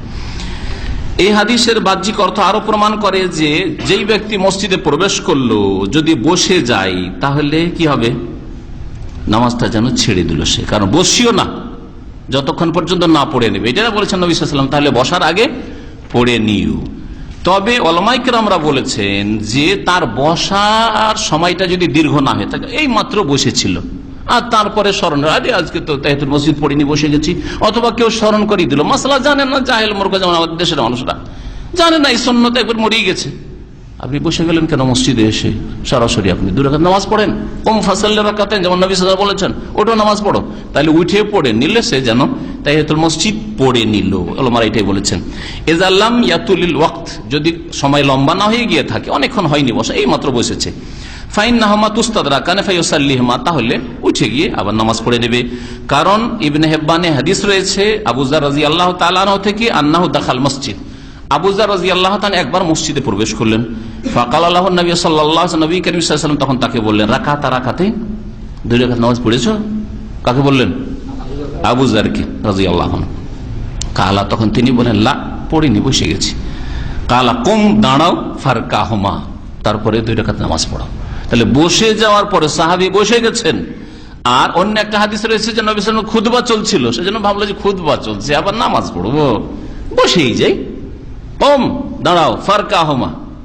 অন্য রিওয়ায়াতে রয়েছে ফারকা রাকাতাইন, 2 রাকাত নামাজ পড়ো তারপরে বসো। তাহলে বোঝা গেল যে কেউ যদি ভুল করে বসে যায়, তাকে উঠিয়ে দেন, এটা আপনি তার হিতাকাঙ্ক্ষী হলেন, আপনি কল্যাণ কামনা করলেন, তার ক্ষতি করলেন না, বা তাকে অপমান করলেন, অপমান করেন না, কিন্তু ভালো ভাষায় বলেন। খারাপ ভাষায় ইসলামের কথা বলা ভালো কাজ নয়। আপনি বলবেন যে কি আপনার মতো লোক, এইটা মাসলা শুধু জানেন না, এই মাসলাটা আবার জানা নেই, নামাজ কেন বসলেন, বেয়াদবি করলেন আপনি, তাহলে আপনি ঘৃণা ছড়াইলেন, আপনি এটা দাওয়াতের পন্থা নয়। কিন্তু উত্তম পন্থায় বলেন যে ভাই মসজিদে বসলে 2 রাকাত নামাজ পড়ে নেওয়া সুন্নাতে মুআক্কাদা, আর সহিহ হাদিসে রয়েছে, সুতরাং 2 রাকাত নামাজটা পড়ে নেন, তারপরে বসেন। আর যারা জানেন না তাদেরও নমনীয়তা থাকা উচিত, অহংকার তাকাব্বুর না থাকে, অহংকার না থাকে যে আমার যেন মানহানি হয়ে গেল, আরে বসে গেছি, তোমার কথা কেন শুনবো। যেমন অধিকাংশ মানুষ আজকালকার ওইরকম, যদি ভালো কথা বলে কখনো মানবে না। তাওয়াফের অবস্থায় বিদাত করেছে, যদি নিষেধ করেন আরো চোখ গরম করবে আপনার, বুঝতে পেরেছেন?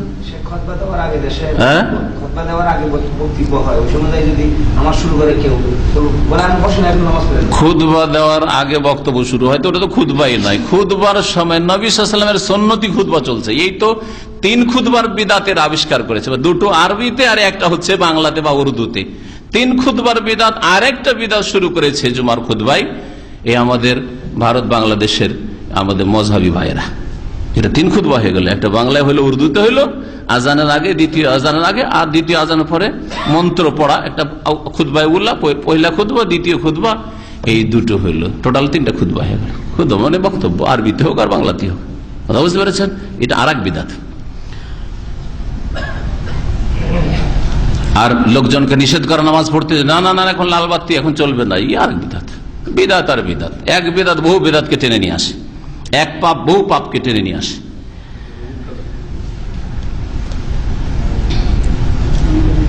মসজিদে হারামে যদি যান তো ওখানকার তাহিয়া কি? যদি আপনি তওয়াফ করতে পারেন তো তওয়াফে লেগে যাবেন। মসজিদে হারামের তাহিয়া সালামি হচ্ছে তওয়াফ করা। আর যদি দেখেন যে এখন ক্লান্ত আছি অথবা আমি একটু বসবো তারপরে, তাহলে 2 রাকাত নামাজ পড়ে বসেন, অন্যান্য মসজিদের মতো সেখানকার বিধান। মসজিদে যাচ্ছেন আর একামত শুরু হয়ে যাচ্ছে, তাহলে কি করবেন? অন্য কোন নামাজ জায়েজ নাই, সুন্নত জায়েজ নাই, তাহিয়াতুল মসজিদও জায়েজ নাই, এমনকি ফজরের সুন্নত জায়েজ নাই। যেই ভুলটা মযহাবধারী মূর্খ ভাইরা করে থাকে বা গোঁড়া মুকাল্লিদ ভাইরা করে থাকে। নবী করিম সাল্লাল্লাহু আলাইহি ওয়াসাল্লামের হাদিস সুনান সহিহ মুসলিমে রয়েছে, ইযা উকিমাতিস সালাত, যখন নামাজের ইকামত হয়ে যাবে, ফালা সালাতা ইল্লাল মাকতুবা, কোন নামাজ নেই, ফালা সালাতা ইল্লাল মাকতুবা, ফরজ নামাজ ছাড়া। একামত হয়ে গেছে আর ফজরের সুন্নতে সে একটা খুঁটি ধরে এখানে লুকিয়ে ওইখানে লুকিয়ে, এই যে দৃশ্য দেখা যায় ইন্ডিয়া, পাকিস্তান, বাংলাদেশের লোকদের, এটি সহিহ হাদিস বিরোধী আমল। আর যেই ব্যক্তি রাসূলুল্লাহ সাল্লাল্লাহু আলাইহি ওয়াসাল্লামের বিরোধিতা করে কোন আমল করবে, কবুল হবে না। মান আমিলা আমালান লাইসা আলাইহি আমরুনা ফাহুয়া রাদ্দুন, যে ব্যক্তি এমন কোন আমল করবে যেটা আমার আদর্শ নয়, সেটা হচ্ছে মারদুদ, রাদ্দুন, প্রত্যাখ্যাত। আল্লাহ পাক রব্বুল রদ করে দিবেন, কবুল করবেন না। ফাহুয়া রাদ্দুন, সহিহ মুসলিমের হাদিস। তো ইযা উকিমাতিস সালাহ, যখন নামাজের ইকামত হয়ে যাবে তখন কোন নামাজ নেই ফরজ নামাজ ছাড়া। আর এর বিরোধিতা ফজর নামাজে আমাদের দেশের এই সব ভাইরা করে থাকে। আল্লাহ পাক যেন তাদেরকে হাদিস বুঝার আর আমল করার, হাদিস পড়ার, শেখার এবং আমলের সংশোধনে তৌফিক দান করেন।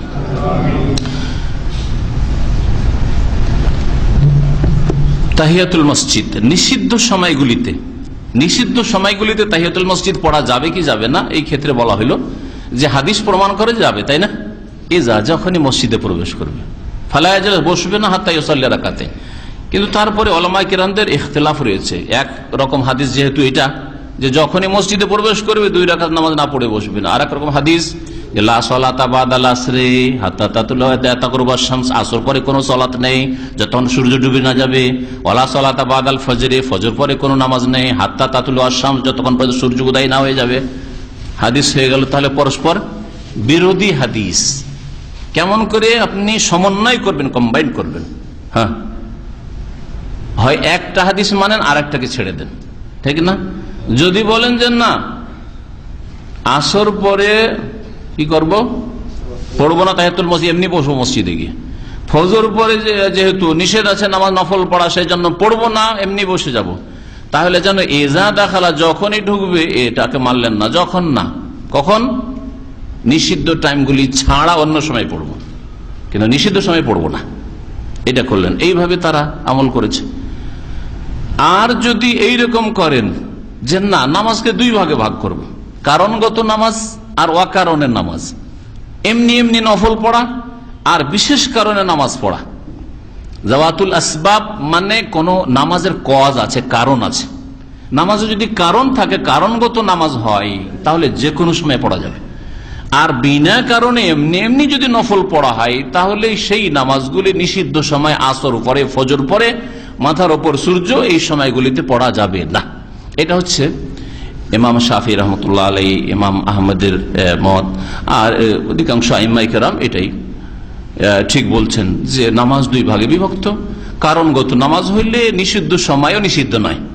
কারণগত নামাজ যেমন জানাজার নামাজ, জানাজা প্রস্তুত হয়েছে আসর পরে, বলে না না আসর পরে এখন তো নিষিদ্ধ সময়, সেজন্য জানাজা পড়বো না, মাগরিব পরে অন্ধকারে জানাজা পড়তে যাবো নাকি? বলেন না, আসরের পরে জানাজা পড়বেন। যেমন মসজিদ, আর মসজিদ নবীতে হচ্ছে না, আসরে ঘোষণা হচ্ছে না, আসসালাতু আলাল আমওয়াত বলছে না? জি, এইরকমই আসর পরে সূর্যগ্রহণ লেগেছে, ফজর পরে চন্দ্রগ্রহণ লেগেছে, তাহলে কারণ সবাব কজ তৈরি হয়ে গেল নামাজ পড়ার। এগুলো হচ্ছে জাতুল আসবাব। সুতরাং এই কথা বলা যাবে না যে না না এখন আবার কিসের নামাজ, এখন আবার নামাজ, এটা তো নিষিদ্ধ সময়। অথচ সূর্যগ্রহণ, চন্দ্রগ্রহণের নামাজ নবী সাল্লাল্লাহু আলাইহি ওয়াসাল্লাম পড়েছেন সুন্নতে মুআক্কাদা, পাও ছেড়ে দেবে না, চলবে না, কারণগত নামাজ।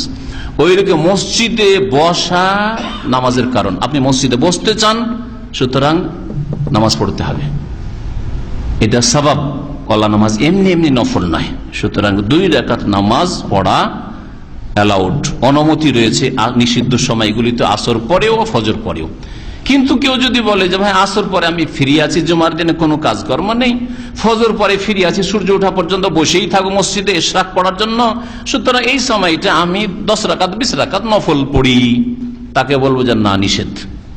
তাহলে এই হাদিসের উপর আমল হয়ে গেল, তাহিয়াতুল মসজিদের হাদিসের উপর, আর নিষেধাজ্ঞা যে রয়েছে ওর উপর আমল হয়ে গেল। নফল পড়া নিষেধ, কিন্তু কারণগত নামাজ পড়া যাবে। এইরকমই কাজা নামাজ, আল্লাহ না করে কারো কাজা নামাজ থেকে গেছে, জোহর নামাজ থেকে গেছে, হইতে পারে ফজর নামাজ ভুলে থেকে গেছে, ফজর নামাজ থেকে গেছে, আর আসর পড়া হয়ে গেছে, তারপরে ফজর নামাজটা বাকি আছে, করবোটা কি, মাগরিব পর পড়বো না আগামী ফজরের জন্য ইন্তজার করে, যেমন এক শ্রেণী মূর্খ লোকেরা করে, যে যেটা কাজা হয়েছে ওইটা ওই টাইমে পড়া করে, অনেকে করে আমাদের দেশের মানুষরা। হ্যাঁ, ফজরকে ফজরের সাথে কাজা, 2 দিন 3 দিন রাস্তাঘাটে সফরে ছেড়ে দিয়েছে, প্রত্যেক ওয়াক্তে একটা করে নামাজ, এইরকম কাজ আল্লাহ কবুলই করবেন না।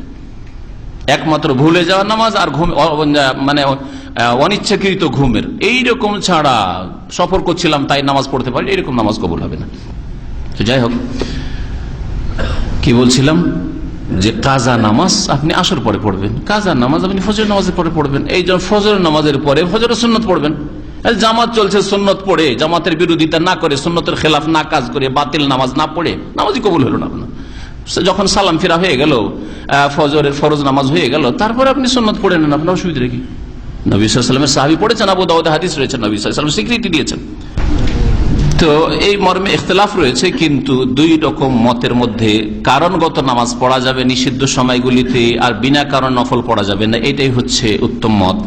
আর এটাই ইমাম ইবনে তাইমিয়া রাহমাতুল্লাহ আলাইহি আর ইমাম আহমদ আর অন্যান্য উলামায়ে কেরামরা এটাকে পছন্দ করেছেন, আর বলেছেন যে ওয়াবিহা তাজতামিউল আদিল্লাতু কুল্লাহ, এর দ্বারা পরস্পর বিরোধী বাহ্যিক হাদিসগুলির কি হয়ে যাচ্ছে, সমন্বয় হয়ে যাচ্ছে, আর 2 রকম হাদিসের উপর আমল হয়ে যাচ্ছে।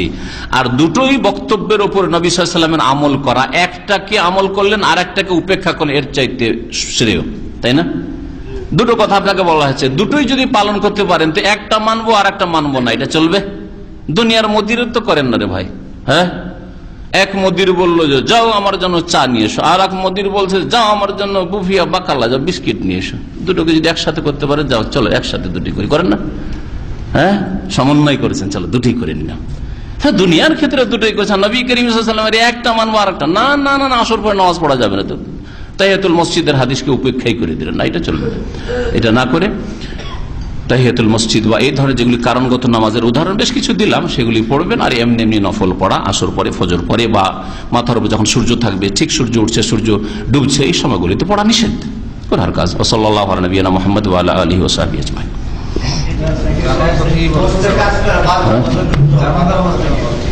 আলোচনার মধ্যেই প্রশ্ন করেছে আমাদের হুজুর, মুশকিল, পুরাতন হুজুর আলোচনার মধ্যে প্রশ্ন করে দিচ্ছে, নতুনরা করে তো করে। চলেন, এখন যার তাড়া আছে চলে যেতে পারেন। ফামান শাআ ফালিয়াযহাব ওয়া মান শাআ ফালিয়াবকা। থামেন, আজকে সময় আছে, এখন বাজে 9:20 কাছাকাছি, সুতরাং যদি বসতে চান 10 থেকে 15 মিনিট প্রশ্ন উত্তর দেব। আর যারা দূরের ভাইরা আছেন তারা যেতে পারেন। আবার বলছি, আগামী সপ্তাহে ইনশাআল্লাহ তাআলা হজের কোর্স হবে। আগামী সপ্তাহে শুক্রবারে এশা পরে হজের কোর্স হবে। আর হজের কোর্স মনে করি আপনারা আবার আসবেন, এরকম করি না পুরাতন লোকেরা, হজ আর কি শিখবো না, আর কাউকে শিখাবেন আপনি গিয়ে, কাউকে মাসলা মাসাইল বলতে গিয়ে ভুল করে দিতে পারেন আপনারা। সুতরাং আপনারাও হজের মাসলা মাসাইল কত যে মাজা ঘুষার প্রয়োজন। 30-40 বছর বোখারি পড়িয়ে এসে আমরা কি আত্মীয় আলেম মানুষ, উমরা করার পরে চুল কাটেনি, হজের তামাতে উমরা করার পরে চুল কাটেনি, 1 সপ্তাহ হয়ে গেছে।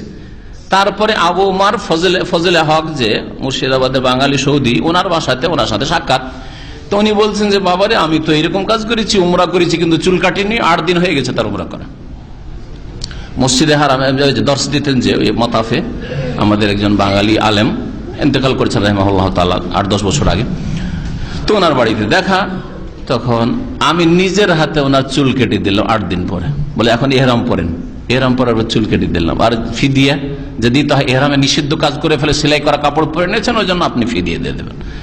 অথচ তার এলেম আমার চাইতে বেশি, কোরআন হাদিসের এলেমের দিক থেকে বলা যেতে পারে যে তিনি আমার চাইতে বড় আলেম, কিন্তু যেহেতু প্র্যাকটিক্যাল হজ করেননি, এই ভুল করে বসে আছেন। জানি কথা ভাববেন না যে আমি যেহেতু সৌদি আরবে থেকেছি অথবা একটা হজ করেছি সব শিখে ফেলেছি, না, করো না, ভুল কথা এটা। নামাজের পরে পড়ে নেওয়ার হাদিস আবু দাউদ আছে, বললাম তো, কথা বুঝতে পেরেছেন। আর তারপরে কেউ যদি মনে করে যে আমি সূর্য ওঠার পরে পড়বো, সুন্নত নামাজ জায়েজ আছে, কিন্তু তার চাইতে ভালো যে হায়াত মতের বিশ্বাস নেই, সূর্য ওঠার আগে মারা যেতে পারে, সালাম ফেরার পরে যখন এলাও আছে, অনুমতি আছে, তখনই পড়ে নেবে। জি। আর এটি সুন্নতে মুআক্কাদা, নবী সাল্লাল্লাহু আলাইহি ওয়াসাল্লাম সফরেও ফজরের সুন্নত ছাড়েননি, সুতরাং এতে বিলম্ব না করে। আর আমাদের মতো লোক ভুলে যায়, কখনো যদি এরকম আল্লাহ না ছেড়ে মানে আপাতত ছুটে গেল, ভাবলাম যে আচ্ছা ঠিক আছে এখন তো পড়লাম না, উজুটাও নষ্ট হয়ে গেছে, ঠান্ডা দিন থাক, সূর্য ওঠার পরে পড়ে নেবো, ওই সালাতুল দুহা ওই সময়টাই হয়ে যাবে, কিন্তু আসলে ভুলে যায়, জোহরে গিয়ে মনে হচ্ছে, হয় না এরকম? ভালো ভালো মানুষদের, নামাজিদের এরকম হইতে পারে, সুতরাং সাথে সাথে পড়ে নেওয়াটাই ভালো।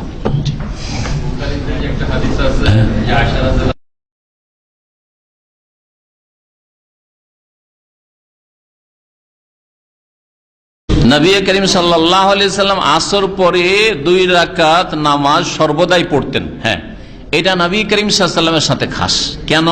যে কোনো একদিন যেহেতু তার জোহরের সুন্নত ছুটে গিয়েছিল, সেই সুন্নতটা পড়তে পারেননি, প্রতিনিধিদের সাথে যারা ইসলামের কথা আলোচনা করার জন্য এসেছিল কথা বলতে গিয়ে, তখন ওইটা আসর পরে কাজা করেছিলেন। আর যখন নবী সাল্লাল্লাহু আলাইহি ওয়াসাল্লাম একটা নামাজ শুরু করে দিতেন, তখন সেটা কন্টিনিউ করতেন, সেটা সবসময় পড়ে যেতেন। ওয়াকানা ইযা আমিলা আমালান আসবাতাহা বা আসবাতাহু, যখন কোন আমল নবী সাল্লাল্লাহু আলাইহি ওয়াসাল্লাম করতে শুরু করে দিতেন, সেটা সবসময় করে যেতেন। এটা নবী সাল্লাল্লাহু আলাইহি ওয়াসাল্লামের খাস। আমি নফল পড়তে পারি না এরকম ভাবে, তবে কোনো একদিন কাজা হয়েছে বা কখনো কখনো কাজা হয়েছে, কাজা নামাজ আসর পর পড়তে পারে। জি। জোহরের সুন্নত যদি মনে করেন আমার ছুটে গেছিল, আসর পর পড়তে পারেন, অসুবিধা নেই। কাজা ওর কারণ আছে, যে কাজা আপনার দায়িত্ব কাঁধে আছে, দায়িত্ব নামাচ্ছেন, এটা হচ্ছে ওর কারণ। জি।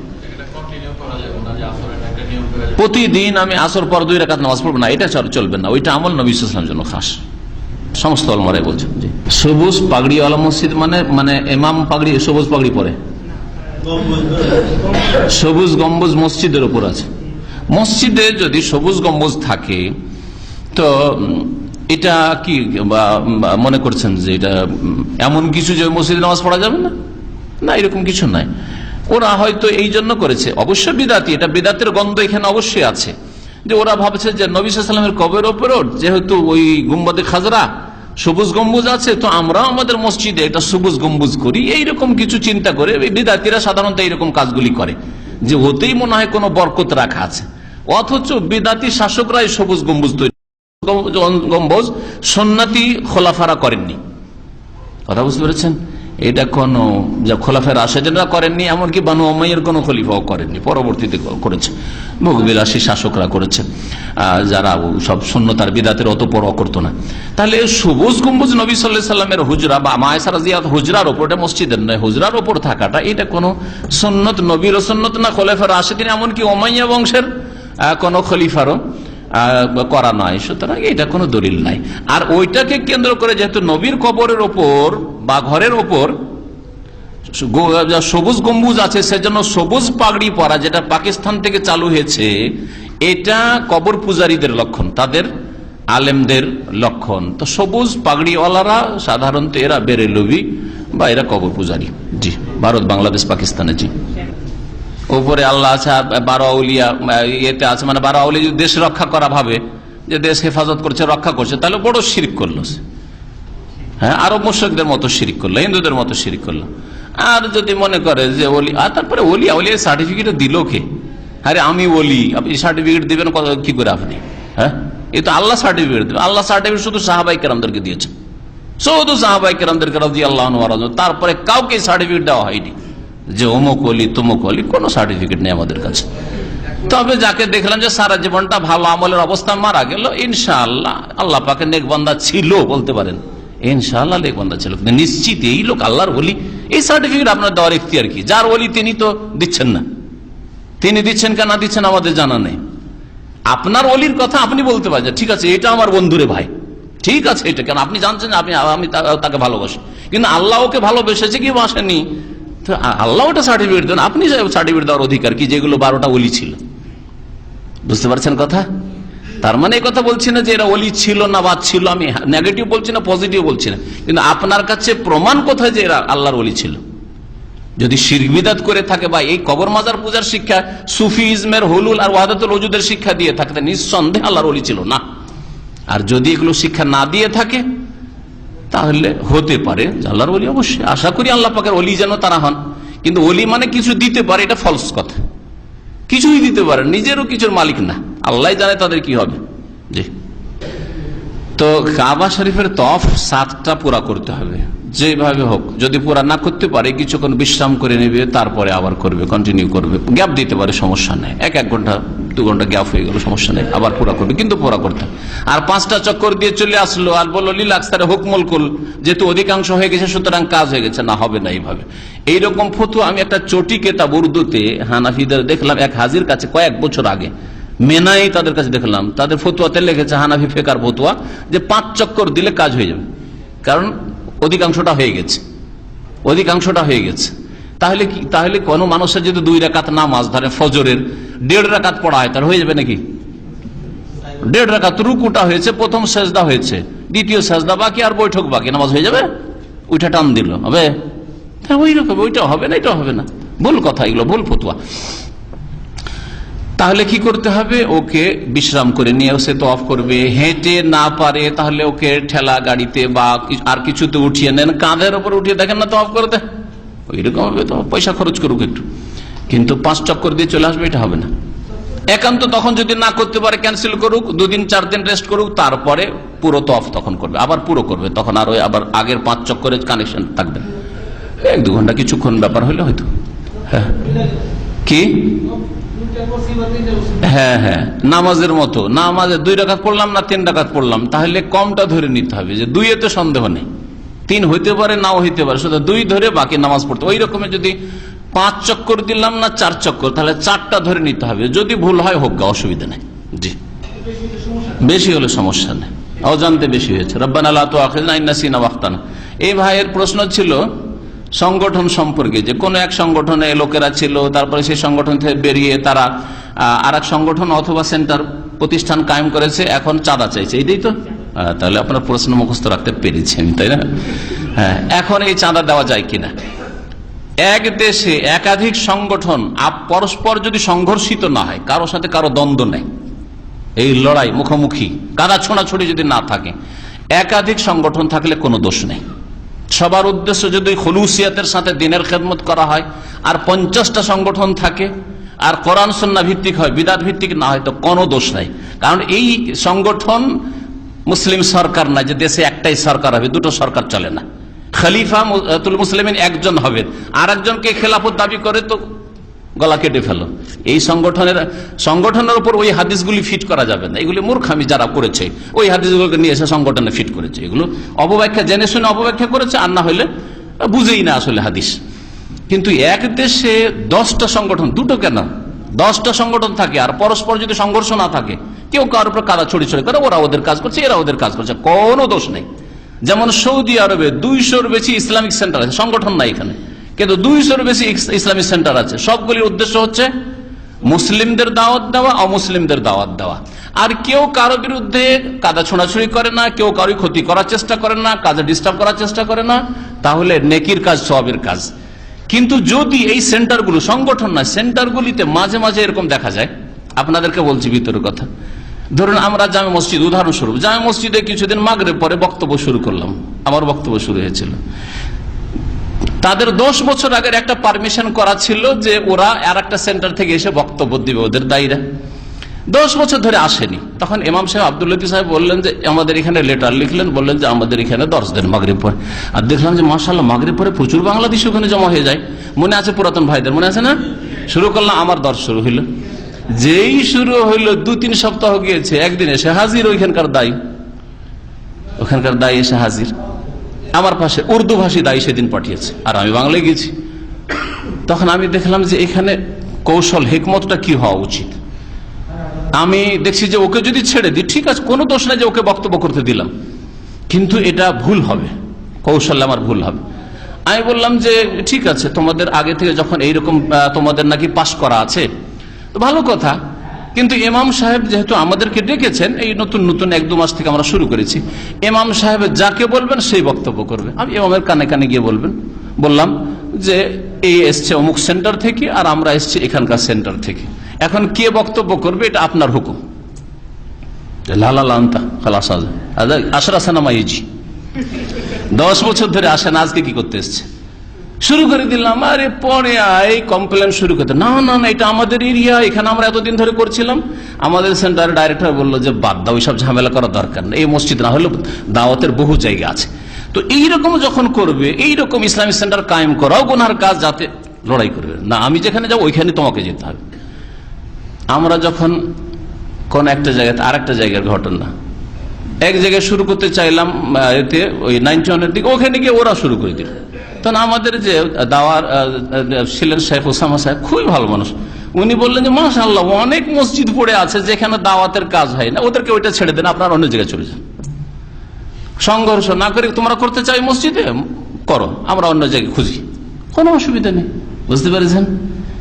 কিন্তু না না না এখানে আমরা করব, এটা আমার এরিয়া, এগুলি কথা বাড়াবাড়ি। খোবারে তবে কি বলছে যেটা সুবেখাতে বছরকে বছর আকরা বিয়ের জীবন আসতো না। 1-2 বার যখন আমরা এখান থেকে 20 কিলোমিটার দূরে সৌদি আমাকে নিয়ে যেত, গেলাম 2-3 সপ্তাহ, তারপরে আসা শুরু করে দিই। বাবা যখন আসা শুরু করে দিলাম, বললাম যে ভালো কথা, আপনাদেরই আসা উচিত, তাহলে আমরা কেন আসবো 20 কিলোমিটার, গেলাম না। আর কিন্তু যখন সংঘর্ষ, না না তোমাদেরকে আসতে দেবো না, আমরাই যাবো, এটা জায়েজ নাই। তাহলে এইরকম ইসলামিক সেন্টার কায়েম করাও গুনার কাজ, বুঝতে পেরেছেন? তো সংগঠনে যদি পরস্পর সংঘর্ষ না থাকে, লড়াই দ্বন্দ্ব না থাকে, আপনারা আপনাদের কাজ করছেন, আমরা কাজ করছি, আমরা সংগঠনবিহীন আলহামদুলিল্লাহ দিনের কাজ দাওয়াতের কাজ করছি, কেউ দেশে সংগঠনের সাথে কাজ করছে, কোনো অন্তরে ফাট হলো নেই, দ্বন্দ্ব নেই, কোনো গুনার কাজ না সওয়াবের কাজ। জরুরি নয় যে ওই সংগঠনে ঢুকতে হবে, না হলে গুমরাহ হয়ে মরে যাবেন, এটা ভুল কথা। তাহলে কোন সংগঠনে ঢুকবো? বুড়াটাতে ঢুকবো না যুবকটাতে ঢুকবো? কোনটা ঢুকবো বলেন দেখি? সুতরাং না না না এইসব ফরজ অজেব কাজ না, যার যেখানে ভালো লাগছে ওই কাজ করেন, কারোর সাথে সংঘর্ষ করতে চান না। আর আপনার সংগঠন জানে সুন্নতের উপর কায়েম, বিদআতের উপর কায়েম না, চিল্লাওয়ালা সংগঠন না হয়, আর কোন সংগঠন মানে রাজনৈতিক সংগঠন না হয়, কারণ এই গণতন্ত্রের রাজনীতি ইসলামে নেই। এই মানে ইশারাতে বলতে চাইছি যে বিদআতের উপর প্রতিষ্ঠিত সংগঠন না হইলেই হলো, কোরআন সুন্নাহ ভিত্তিক সংগঠন হোক, আর এক অপরকে কাদা ছড়াছড়ি করিও না, বুঝতে পারছেন? তাহলে ঠিক আছে। এক ভাই প্রশ্ন করছে যে মসজিদ আমরা নামাজ পড়তে গেলে গ্রামে মোনাজাত না করি, বা আমরা যদি সুন্নতি তরিকায় নামাজ পড়ি তাহলে গালিগালাজ করে, আর আমাদের মসজিদে আসলে বাধ্যতামূলক মোনাজাত করতে হবে, এইরকম যদি পরিস্থিতি হয়, তাহলে আপনি এর জন্য আপনি বলবেন যে আমি এতে নামাজ পড়বো, বাড়িতে নামাজ পড়বো, এটা না, এইরকম ফতোয়া আমরা দিতে পারবো না যে জামাত ছেড়ে দিয়ে আপনি বাড়িতে ঘরে গিয়ে নামাজ পড়িয়েন না। কিছু সুন্নত আছে যেগুলো ছেড়ে দিলে, যেহেতু পরিস্থিতি আপনার সাথ দিচ্ছে না এই সুন্নতগুলি পালনের ক্ষেত্রে, ছেড়েও যদি দেন তো আপনার ইনশাআল্লাহ আল্লাহ নেকি কম দেবেন না। যেমন রফুল এদেন করলে তাদের গায়ের জ্বালা, আমিন জোরে বললে এই সুন্নত করলে গায়ের জ্বালা, বুকের উপরে হাত বাঁধলে তাদের গায়ের জ্বালা, তাদের মহিলা বাঁধছে অসুবিধা নাই, কিন্তু তাদের পুরুষরা এই করতে হবে। তো এই যে গোঁড়ামিগুলো মাযহাবী গোঁড়ামির কারণে এইসব হচ্ছে, তো যদি এইরকম হয় তো আপনি এই সুন্নতগুলি ছেড়ে দেন, বাকি সুন্নতগুলি পালন করেন। বাকি যেগুলি ভিতরের সুন্নত আছে, ধীর স্থিরতার সাথে নামাজ পড়া, আরো যেসব সুন্নতি তরিকার নামাজ রয়েছে, তাতে আপনি সানাকে চেঞ্জ করেন, আরো কিছু সানা রয়েছে ওগুলোও পড়েন, দোয়া রয়েছে সানার জায়গায় এগুলো পড়েন। আপনিও বিদাত নামাইতো ছেড়ে দেন, অজাহাত জায় নামাজের বিদাত, দোয়ার বিদাত ছেড়ে দেন, এগুলো ছেড়ে দেন। মোনাজাতের ক্ষেত্রে যথাসাধ্য করবেন না, কারণ এটা বিদাত করার অনুমতি নেই। তবে যদি দেখেন যে না একেবারে কঠিন অবস্থা, না করলে মসজিদে ঢুকতে দেবে না, তাহলে হাত উঠিয়ে আপনি একা একা দোয়া করেন, ওই আমিন আমিন না করে আপনি হাত উঠিয়ে দেন, আপনি একা একা দোয়া করেন, যেন ওরা ভাবলো হিলা করলেন আপনি, আপনি দেখালেন যে তোদের সাথী আছি, কিন্তু আমি আমার রবের কাছে করছি। তাহলে বিদআত থেকে অনেকটা মুক্ত থাকলেন, আর ওদের সার অনিষ্ট থেকে মসজিদ থেকে তাড়িয়ে দেবো এইসব থেকেও আপনি বেঁচে থাকলেন। এইরকম কিছু হেকমত আমাদের দুর্বল ভাইদেরকে নিতে হবে, কথা বুঝতে পেরেছেন? আর মসজিদ ছেড়ে দিয়ে মহিলার সাথে বিবি সাহেবাকে নিয়ে জামাত করবেন ঘরে, এটা ভালো নাই, কিন্তু এতে শয়তান সুযোগ পেয়ে নেবে, শয়তান সুযোগ পাবে। সংগঠন বাঁধার পরে মানে আরে বাবা এত সংগঠনে মাশাআল্লাহ ইন্টারেস্ট ভালো, সংগঠন খাবার সংগঠন ভালো লাগছে না, থাক। হ্যাঁ হ্যাঁ হ্যাঁ মসজিদ আকসা, হ্যাঁ মসজিদে আকসায় এক রাকাত সলাতুন বলা হয়েছে, নামাজ পড়লে কত গুণ পাওয়া যায়। এই মর্মে 500 হাদিস রয়েছে, 250 হাদিস রয়েছে। হ্যাঁ, মসজিদ নববীতে 1000 হাদিস রয়েছে। যাই হোক, 50,000 হাদিস জয়ীফ। কথা বুঝতে পেরেছেন? এটা জয়ীফ, আর বাকি আল্লাহু আলাম। জি জি,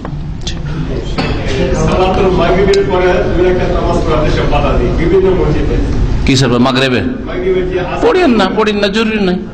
মাগরিবের আজান একামতের মাঝখানে যদি 2 রাকাত নামাজ পড়তে বাধাই দেয়, তো এই নামাজ লেমান শাহ পড়েন না, অসুবিধা কি? কোনো অসুবিধা নেই, এই নামাজ পড়ার কোনো প্রয়োজন করেন। এর চাইতে বড় বড় রোগ আছে, রোগগুলি সারান। জি,